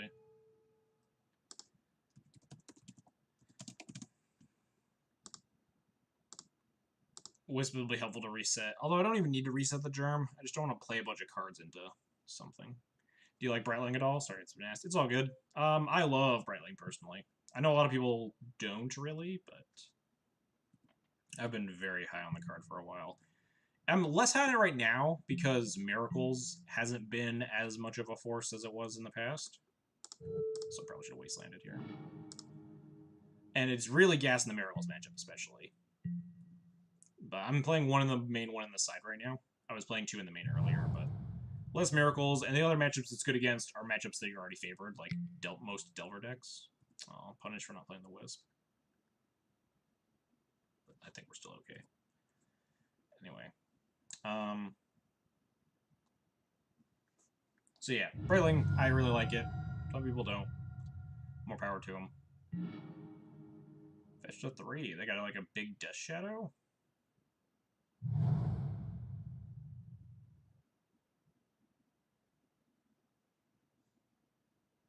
A Gurmag would gum things up, and it seems like they're casting a Gurmag color.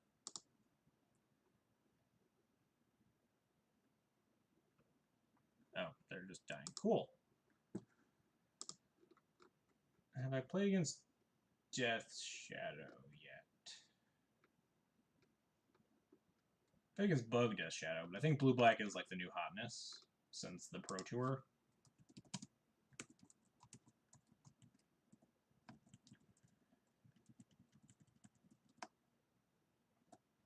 The 5-0 Dream. We're still live. I'm notorious for messing this up though. Yikes, I haven't lost it. Yeah, we've been tearing through people. Alright, yeah, All the Time's not here. He cursed me with Elves round 5 last time. So, chat, I need your energy so we get a good matchup. The 5-0 10-0 I don't think I've ever done, which would be sweet. I'd be super excited for that. Let's see them here. I haven't seen much of D&T. It seems really good. Yeah, D&T has been really working out for me. How's the show and tell matchup? So a lot of people and the internet bills paid. Yes, hopefully my internet doesn't go out this time. I don't know what happened there. Anyway, show and tell matchup. A lot of people hate it, like, recently. A lot of people think it's pretty unfavorable for Death and Taxes. I don't agree with them. I think it's very close. I think we're a lot worse off than we used to be. It used to be almost a bye. And I think now it's a lot closer. But decks definitely have the tools to beat Sneak if you're prepared for it. Like, Sanctum Prelate, if you really want to gun for it. Multiple Sanctum Prelates. Card is very strong in the matchup. And just sometimes Thalia plus Rashadan Ports or stuff can carry you pretty far. The technology of everyone's playing Omniscience makes the matchup a lot worse. If I'm not mistaken, D&T has 100% win rate in the mirror. That would be correct.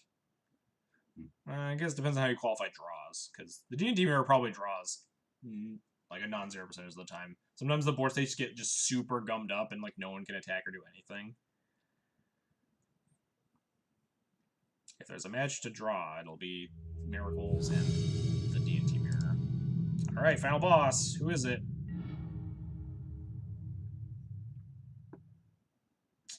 This hand is good.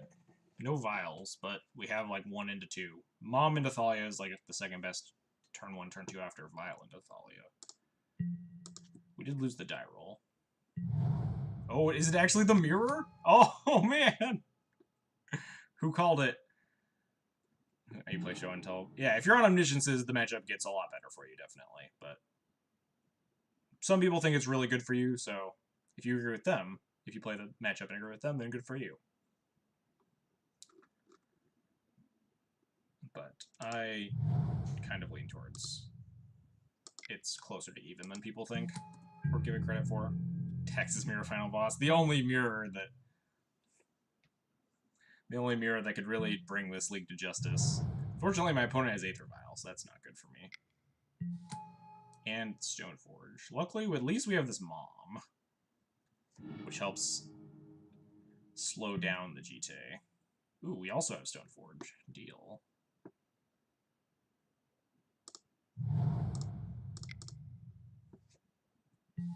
We will also Stoneforge for Eniwazawa's GT. Unfortunately, being on the draw is kind of punishing when game 1 is like just a huge GT race. Oh no, and they have a Mom? Oh, we're super boned now. In the Excel sheet, do you have record draws as a match played but not a match won? Depends on how it goes. I usually try to record draws. Oh wow, they're just like psyching me out with the vial activation. Sure. I usually record draws on like how the matchup would have turned out, because usually the only matches I draw is one player really burned down the clock and we're like very close into game 3. But the matchup like would have had an ultimatum at some point. Also, notably, that's why we played the Crocus, not the Wasteland there, because we had the second Crocus, so I kind of wanted my opponent to Wasteland there.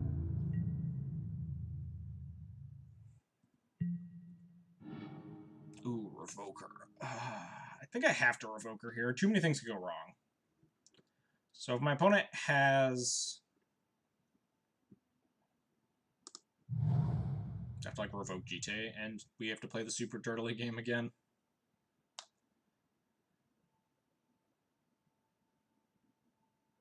If my opponent has like a Remorseful Cleric or Sarah Avenger, then we lose. If I just like play this GT. I could play my own Remorseful Cleric to prevent that plan, but if my opponent like puts in GTA, untaps Swords of Plowshares Mother of Runes, I can give the Stoneforge Pro White to solve for a turn and then get my GTA on. I think we're just like too far behind. Being on the draw versus the play, I think we need to play more safely, and that means not just getting cheesed out by this GTA here. Our hand is pretty solid, assuming my opponent does like mana down the crap out of me.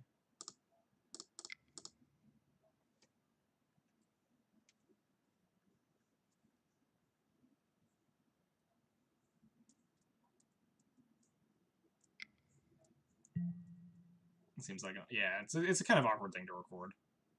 I try to just tend to record it as whatever like would have happened.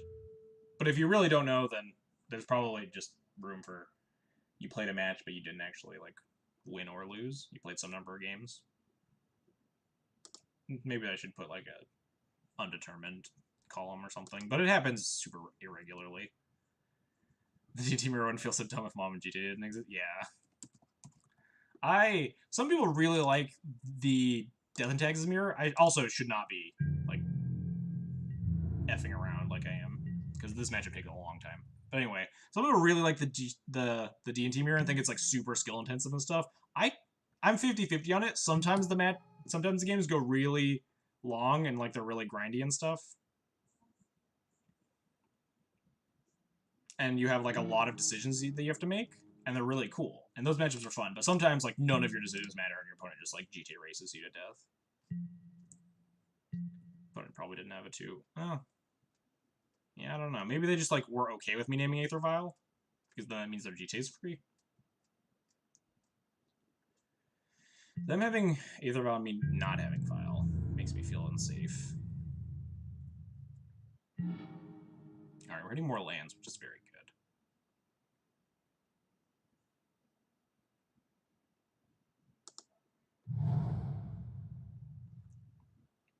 We're going to play Remorseful Cleric now. So we have an aerial thing going on. They can't just like Flick Wisp me down.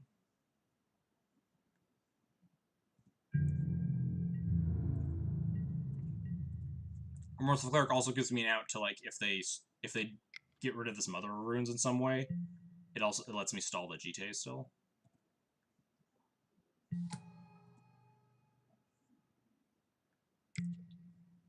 Oh god, they have like Flicker Wisp too. Recruiter. Oh, that's even worse. Guarantee if you played me in the mirror, it'd be super cool. I mean, even like they just like it just takes a long time, even if you don't know what you're doing. There's once you learn the basics of like just always tutor GTA and just all the game pre-board at least, the game just circles around who can get into their ruins out with GTA first, because the game is basically over at that point. And I think my opponent's just gonna murder me with Flicker Wisps here.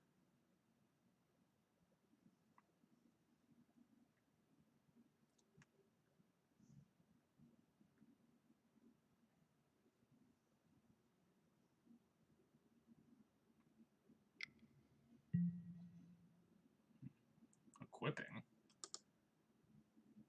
Alright. They could have a plow. Oh, there's no attack, sure. Ooh. That makes it interesting. Now we can get our Sword of Fire and Ice online. Yeah, this recruiter is super painful. They're just gonna like bury me in Flicker Wisps.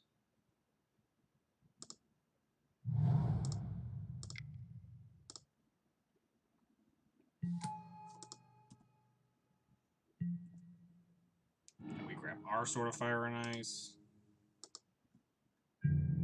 1 for 6 for games with Legacy D&T. Yeah, it's a really tough deck to like get your kind of get your feet underneath you. You're gonna lose a lot just like jamming. Opponent Flicker Wisping on end step. That's generally not what you want to do.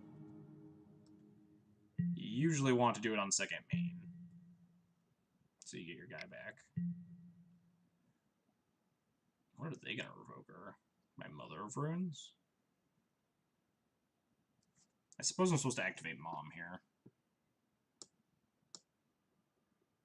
And then also Stoneforge? I actually don't care if they name Stoneforge Mystic, honestly.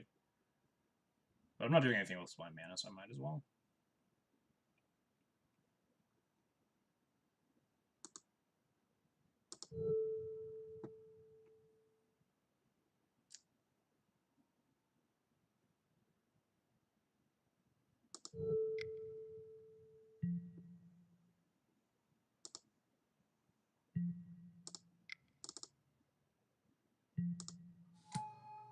I learned recently that naming Abandoned Hope and Modern Milling Mage Choice is legal. Yeah, because Abandoned Hope's not legal in the format, right? You're technically not allowed to name cards that are not legal.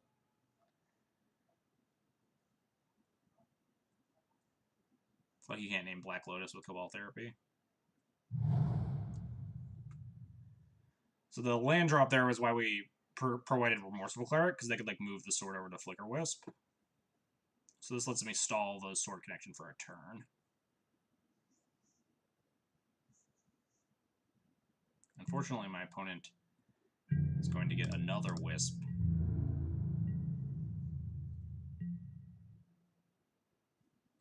Here when their Recruiter comes back.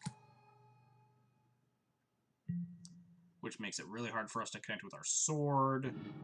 Yeah. We're pretty hosed here. Ooh, a plow. We're less hosed. Yeah, play draw. Game 1 play draw is very big. I don't even know how we're going to beat Infinity Flicker Wisps. It might be just plowing this Recruiter, but then how am I going to beat their sword connection? We'll see. I'm going to jump Railing here.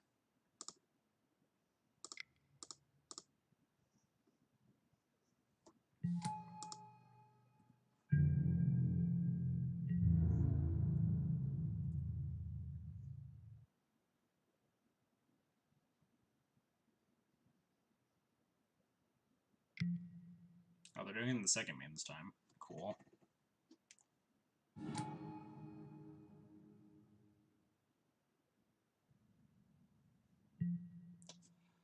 I just have to plow this Recruiter, right? They're gonna equip Sword onto Flicker Wisp, but we're gonna need to like block with our Remorseful Cleric.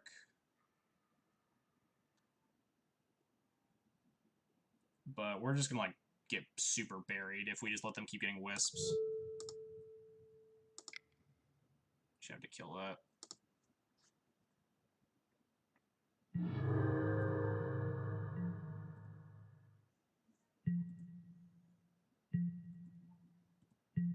I also need to, again, stop dilly-dallying with my time. This matchup is very time-sensitive. So I'm going to move a sword to the Flicker Wisp and attack, and I have to, like, chump block it. Yeah.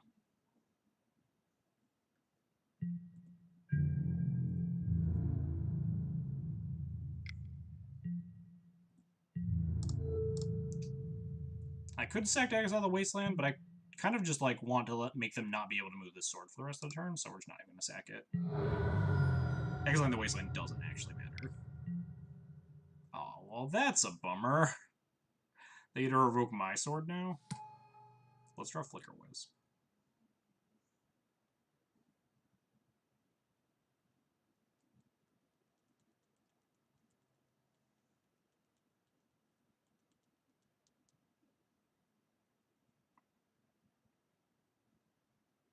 Named Brightling, really? Interesting.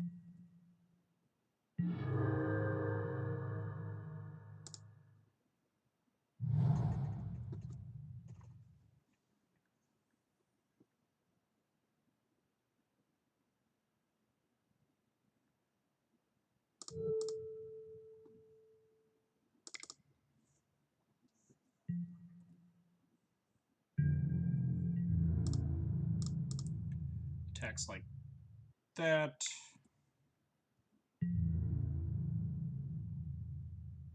Yeah, they're just jump blocking, taking some damage. And then, rather than playing Thalia, I'm going to protect my Revoker from this. No, I'm not. Because if they ping off my Revoker, then we just get to get RGT online first, which is just insane. So I guess we do just jam Thalia.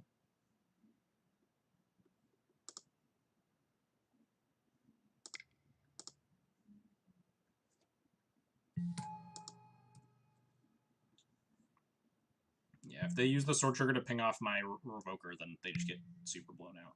Unless they just have... My opponent just really likes doing, like, the Aether Vial Psych Out thing. Which on Moto I don't particularly care for. This is gonna hurt. What are you gonna ping? Ping the Revoker. Do they have an answer for my GT?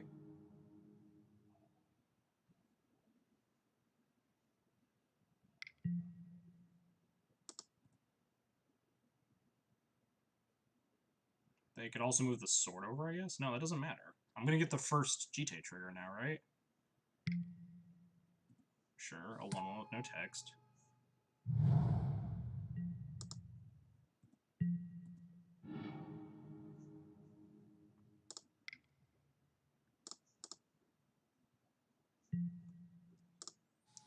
We actually have to equip the Thalia here to prevent the Stoneforge from getting the triggers.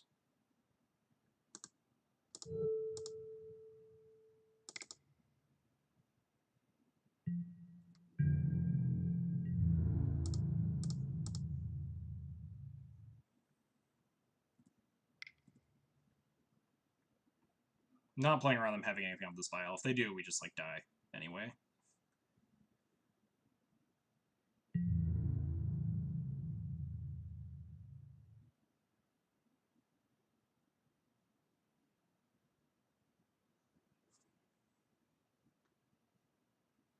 This block is very bad for my opponent.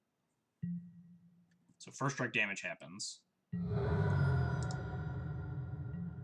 And then we neg1 their Stoneforge, so it can't deal damage, so they don't get any counters.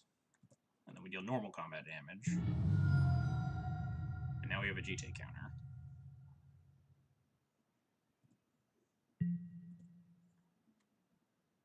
Not sure what I want to do with this GT counter, but I have one. Fortunately, my opponent's going to get 2 GT counters, and then it's going to get, like, real weird.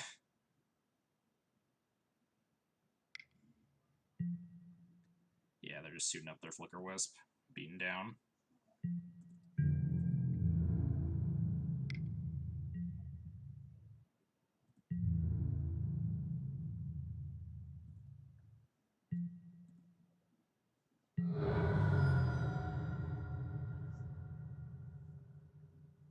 I don't know why my opponent's not attacking with their other Wisp. We'd be at a lot less life.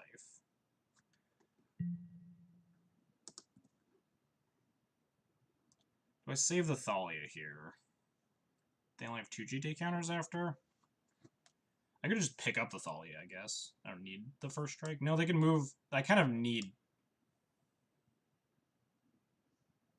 Yeah, we'll pump. No, we won't. We need to kill this, like, Revoker on... No.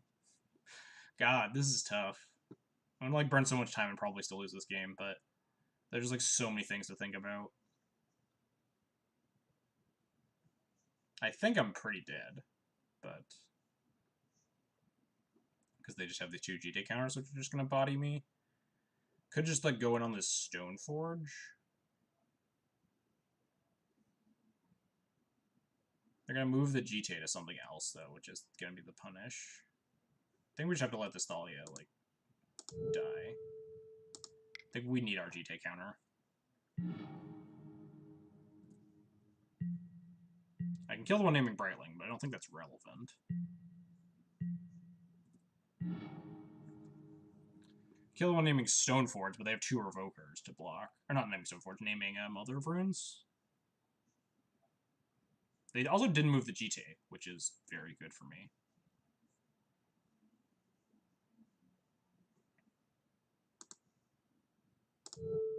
Means we can just, like, suit this thing up, right?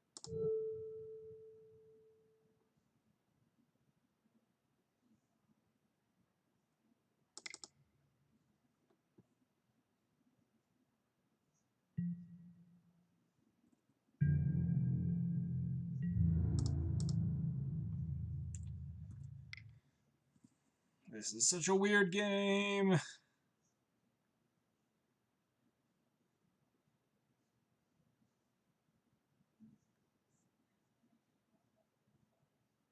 My opponent has lethal.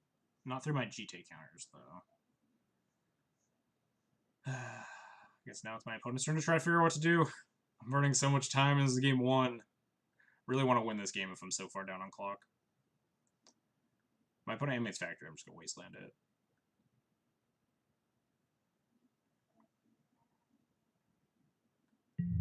They've also just missed a bunch of damage by never attacking with this Wisp. Those are the blocks? Sure. I could gun down Revoker to give Brightling lifelink, but I don't really want to yet, because I want more GT counters.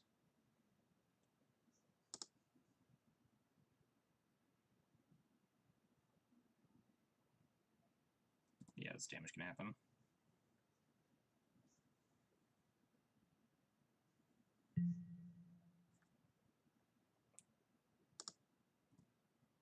Making Wisp a 2, making Stoneforge a 2/3. Do I kill this Flicker Wisp in response then? That's probably fine.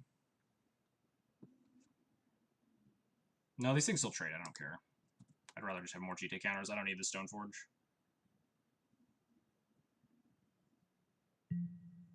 Oh, they're killing their own mom. Oh, that's clever. Didn't think about that. That's not good for me.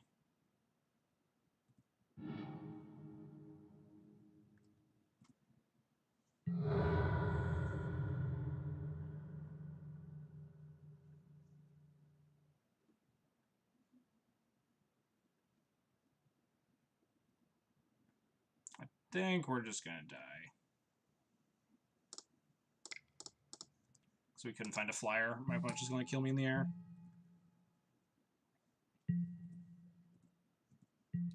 Yeah, I need to stop wasting time.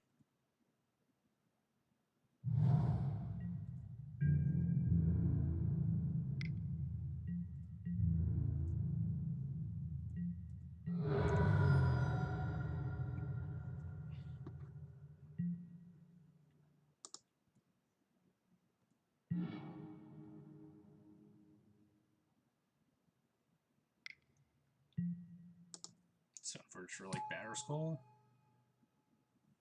Yeah, my inability to kill both these Revokers. My opponent can just do the same trick they did last time, where they can block with a Revoker and just ping it off themselves. So I don't get this GT trigger.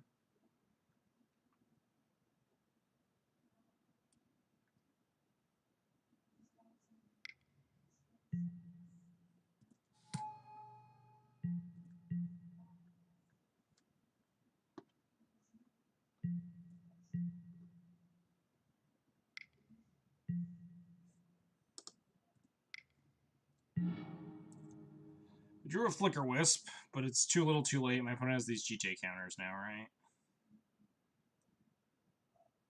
Which is... If my opponent can use both their GT counters, we have a shot. But I think they'll only use, like, one, right?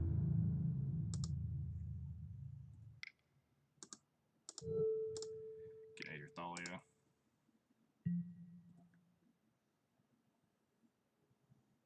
If I can get my opponent to for some reason, use both their counters, then I think we have a shot here.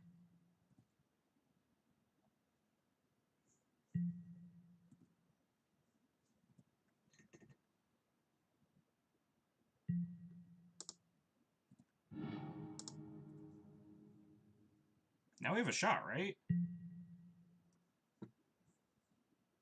Because now my Flicker Wisp is on defense. I can kill the one on Mother of Runes, and now I can just block their Wisp.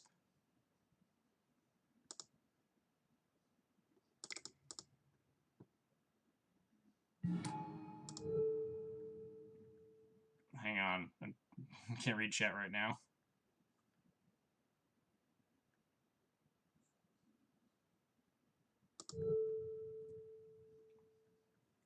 So my plan was play Flicker Wisp post-combat.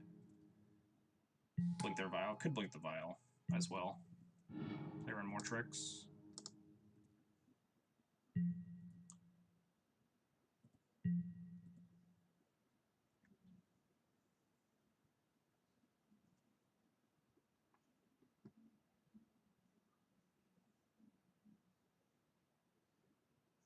And does it cut down their outs significantly?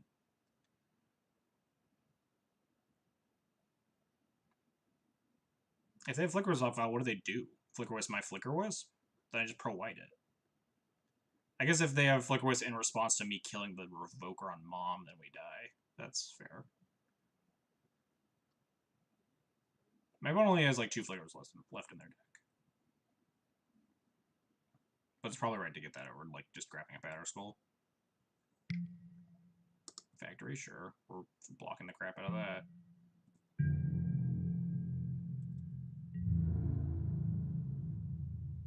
Oh, geez, my opponent crunch time.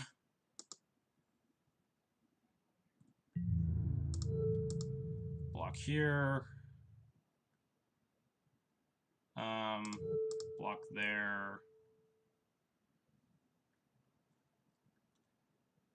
Like that. That's probably fine.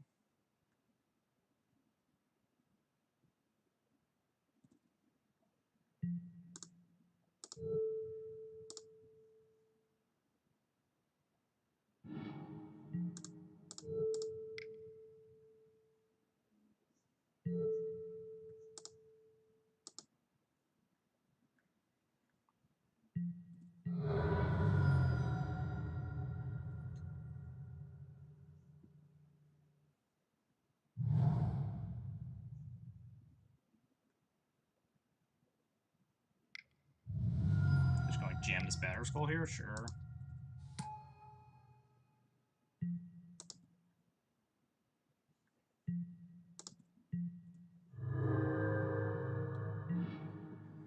Can we steal this game? I'm gonna suit up this Brightling.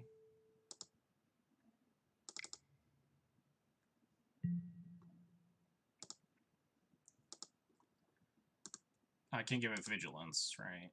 Because they still have this Revoker.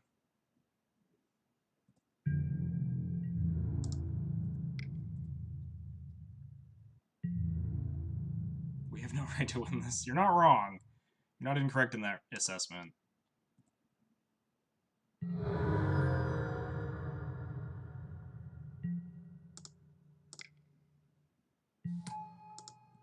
That should just be game.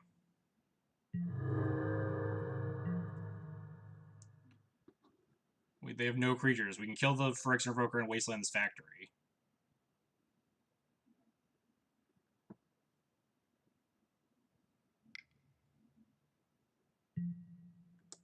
Squire, sure. I'm not gonna waste their Canopy. I'm gonna waste this Factory, if anything.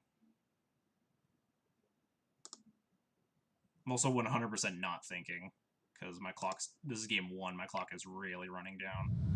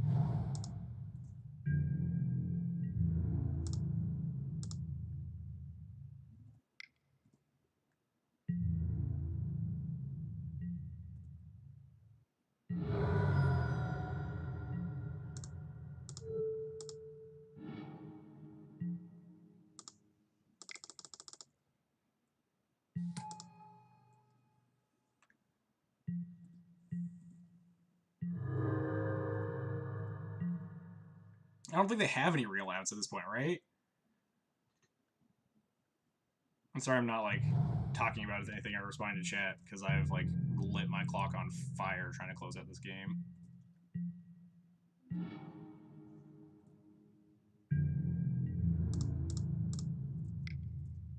This is just lethal by itself. Exactly 12. Miracle Terminus. Yeah, this should be killing them. Oh, man. Whew. Oh, and those are the good D&T games. Those are the good ones, where you grind them out and you make them misplay. You make them falter the tiniest bit. so you can get in that edge and you can win. Like, those are the good Death and Taxes games. Ugh. Better fucking win game 2. We'll do our best. Oh, man. Feel bad for OP. Yeah, I mean, it's a tough game. Like, it's a very hard game to navigate. And my opponent made like a very minor... like, my opponent's not necessarily bad. Opponent, like, that was a very tough line, like, series of lines that my opponent had to go through. And they faltered a little bit. They used both their counters, and they let me have the Flicker Wisp.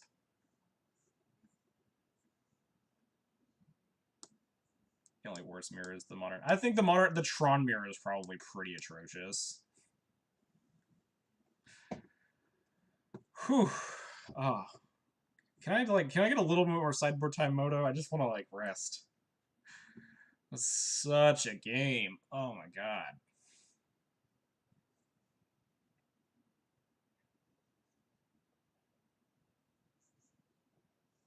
Modern Adna as a mirror.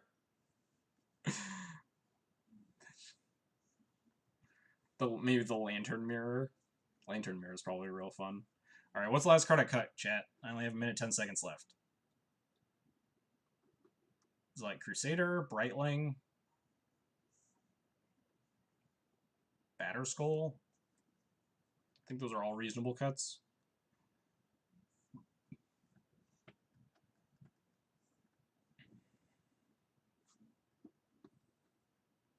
I honestly don't know what I want to take out of this deck. I think it's a Crusader. Crusader's, like, not excellent. Yeah, shave the Crusader. It always dawns on me, like, the second before chat actually says it. Like, you guys all said it, like, 20 seconds ago or whatever, but, like, oh, I should just shave a Crusader. It's probably fine. Crusader's not great in this matchup. And then immediately, Theo and Chilo cut the Crusader. Duh. Alright, I'm not gonna talk to chat too much, because we're playing fast. We're playing to win. So I need to focus. And this hand's, like, fine. We have removal spells and Baroker, and my opponent's 1-5. Alright, we're okay. Vial? Please no Vial. Mom. Alright, plow the Mom, easy. Easy turn.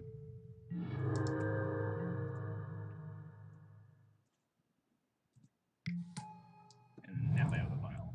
And they have the second land. I'm gonna revoke Aether Vial here. Maybe I want to play Mom more than I want that, actually. Kind of. Chance I should have played Caracas to hold a path here.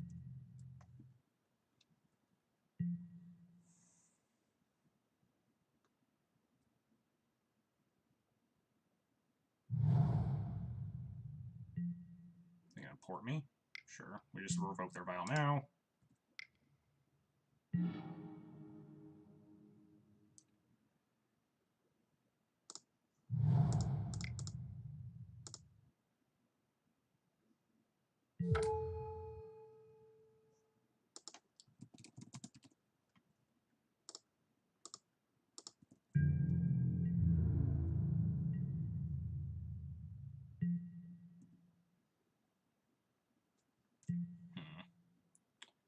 So I feel okay.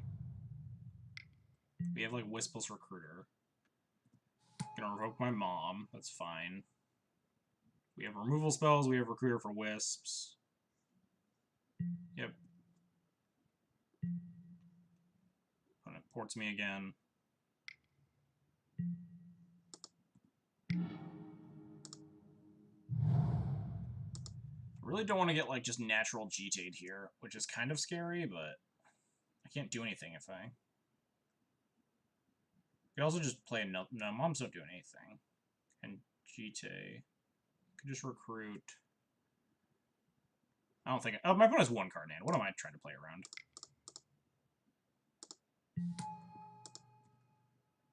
Could have recruited for Paladin. I mean, we're just gonna recruit for, like, Stoneforge here and murder them, right?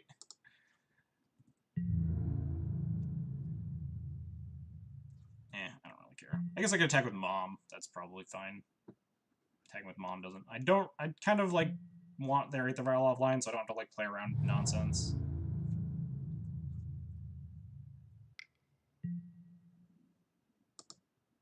I think I want to pat this Revoker here.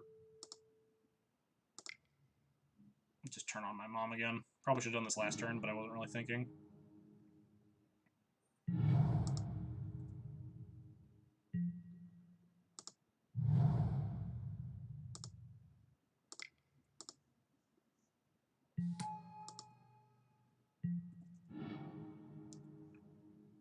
GT.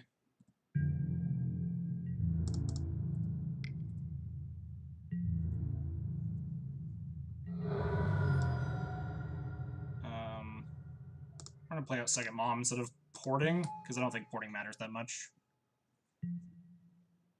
I could port their port, but we have 5 lands, so we can still just play Equip GT next turn.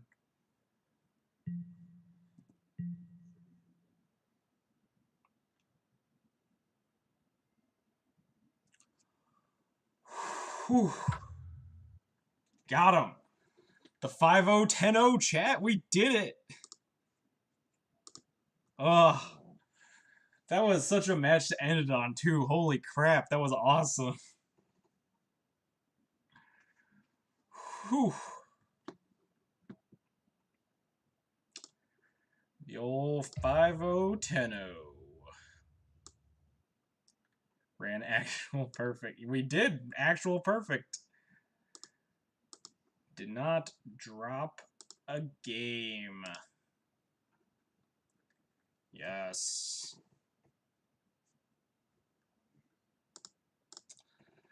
I liked this list. I think I wanted to cut Ethersworn. I wasn't thinking about that earlier, but people are playing a lot less Storm recently, but I guess people actually kind of play Storm online a lot, so maybe not. Lout. If you want to see the deck list, this is just the deck list. There's a second. There's the last Wasteland down here that you can't really see, but this is yeah, this is the whole thing. And I'll also be posting this on Twitter after my stream. After the stream ends, I'm gonna screenshot this, post it to Twitter. I always do that with my 5-0 lists.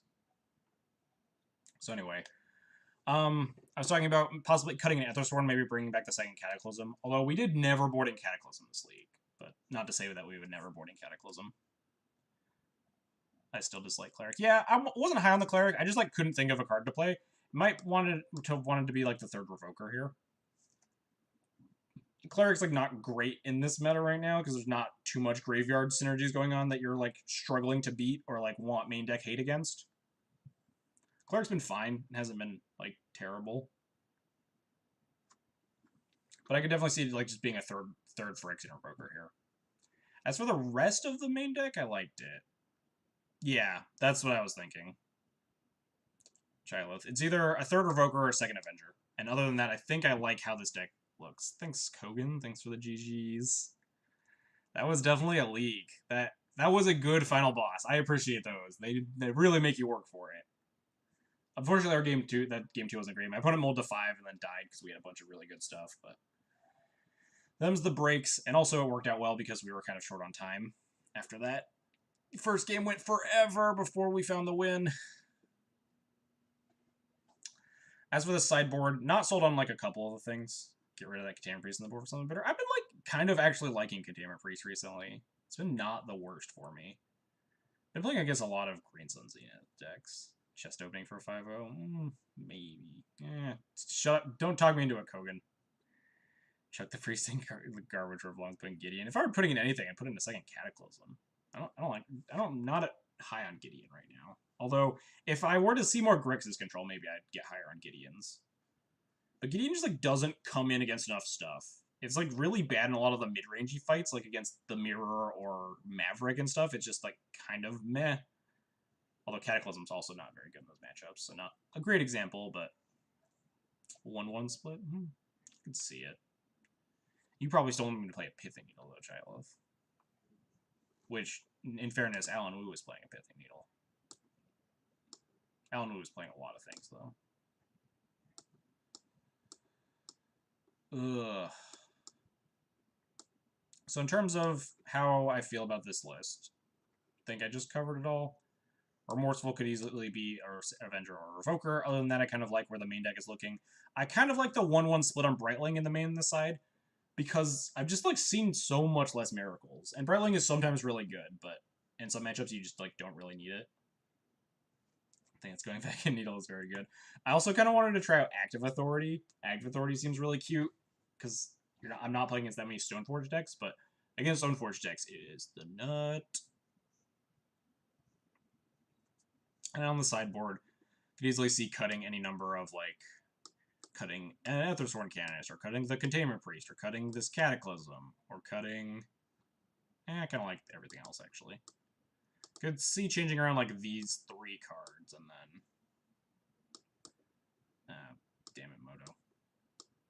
Just let me drag these cards over here. There we go. Active... I think it's a bit too... Also, Active Authority doesn't come in foil, so it's obviously horrible.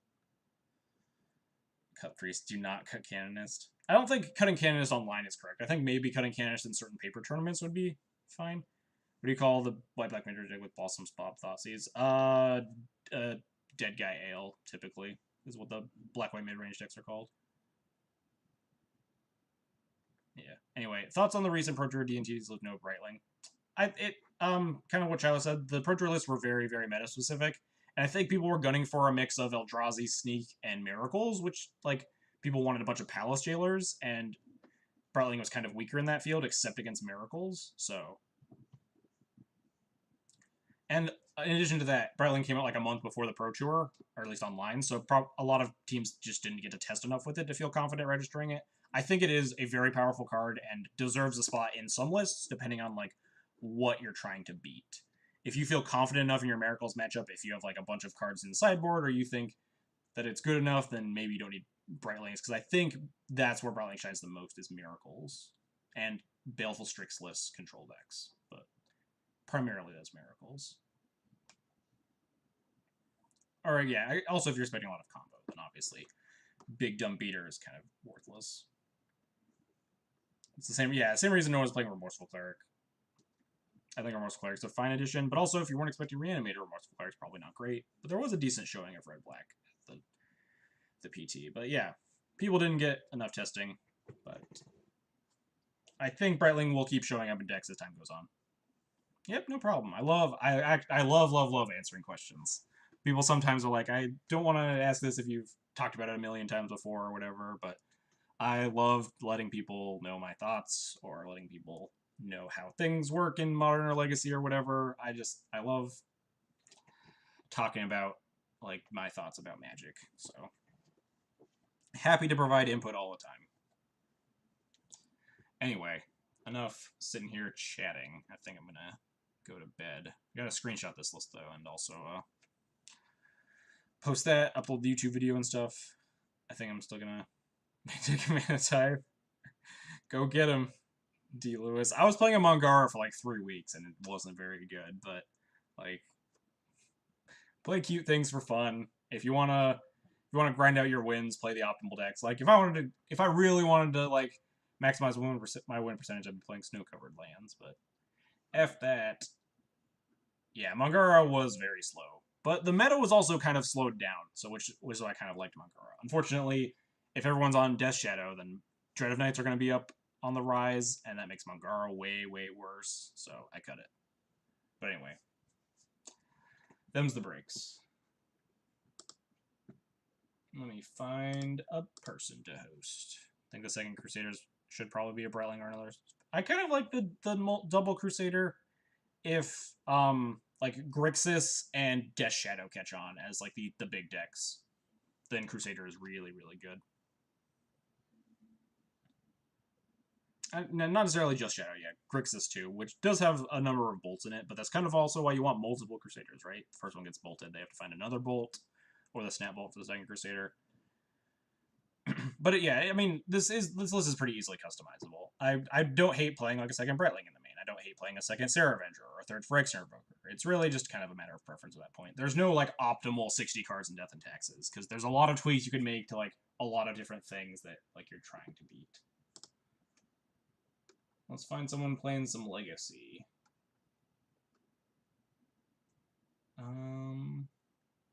Wow, not a lot of people playing Legacy tonight. Someone's playing Stasis? Let's check this out.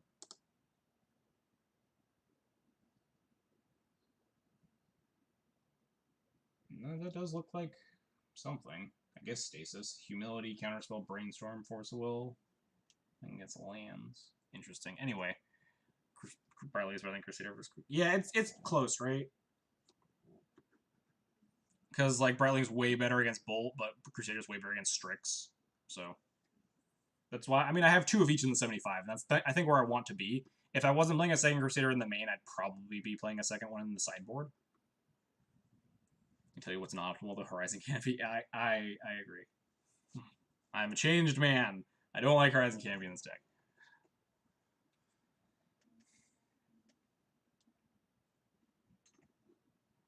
I'm gonna jam against you, so I'm sure thing. I'd be down to, like, to play the matchup a bunch. Play against 4-color Loam. At some point, we can chat. Set up some time that I can just, yeah, some D&T players online are not good. Yeah, it's definitely a tough deck to pilot. There are a lot of players online that aren't that good. Like, we played against Storm today. Oh yeah, I think you were there for that, when they just, like, emptied for 16 goblins and died. Instead of, like, Past in Flames, Tendrils Leave Me, or whatever. That was an odd game, but whatever. Anyway, I need to stop chatting and start actually, like, hosting and giving my end-of-stream spiel and stuff. So anyway, thank you everybody for joining me today. We had a lot of fun tonight, our 5-0. Our 5-0, 10-0, which I don't know if I've done. I haven't done it in recent memory. But it's really sweet. I really like Death and Taxes right now. That's why I'm playing more Legacy Death and Taxes. Like, the deck just feels really good where I am in the meta right now. I have like a 72.73% win rate right now after 60... Oh, wait, hang on. I didn't update with the last match. 49 wins because we beat Death and Taxes.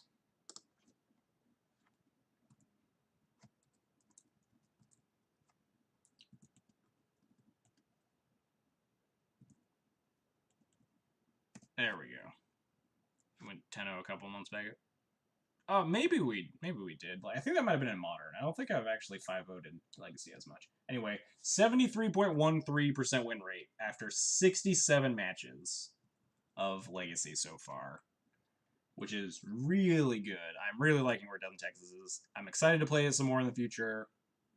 I'm going to be playing the Legacy Challenge as my 200 follower appreciation stream some point in the future, probably in 2 weeks, but I'll be letting people know about that. So anyway, if you enjoyed the content, you want to see more of it, you can hit the follow button. Costs you totally nothing, lets you know I'm going live, all that good stuff. You can also subscribe or donate. Subscriptions get you Thalia emotes.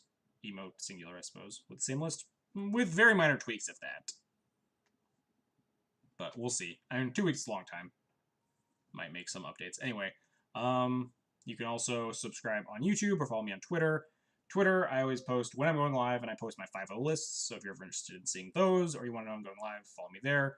YouTube, I always just upload my streams as soon as I'm done streaming them, so if you miss a stream, or you just want to see some more Death and Taxes content, you can subscribe there. Links for all the stuff I mentioned are all down below. Anyway, thank you everybody for watching.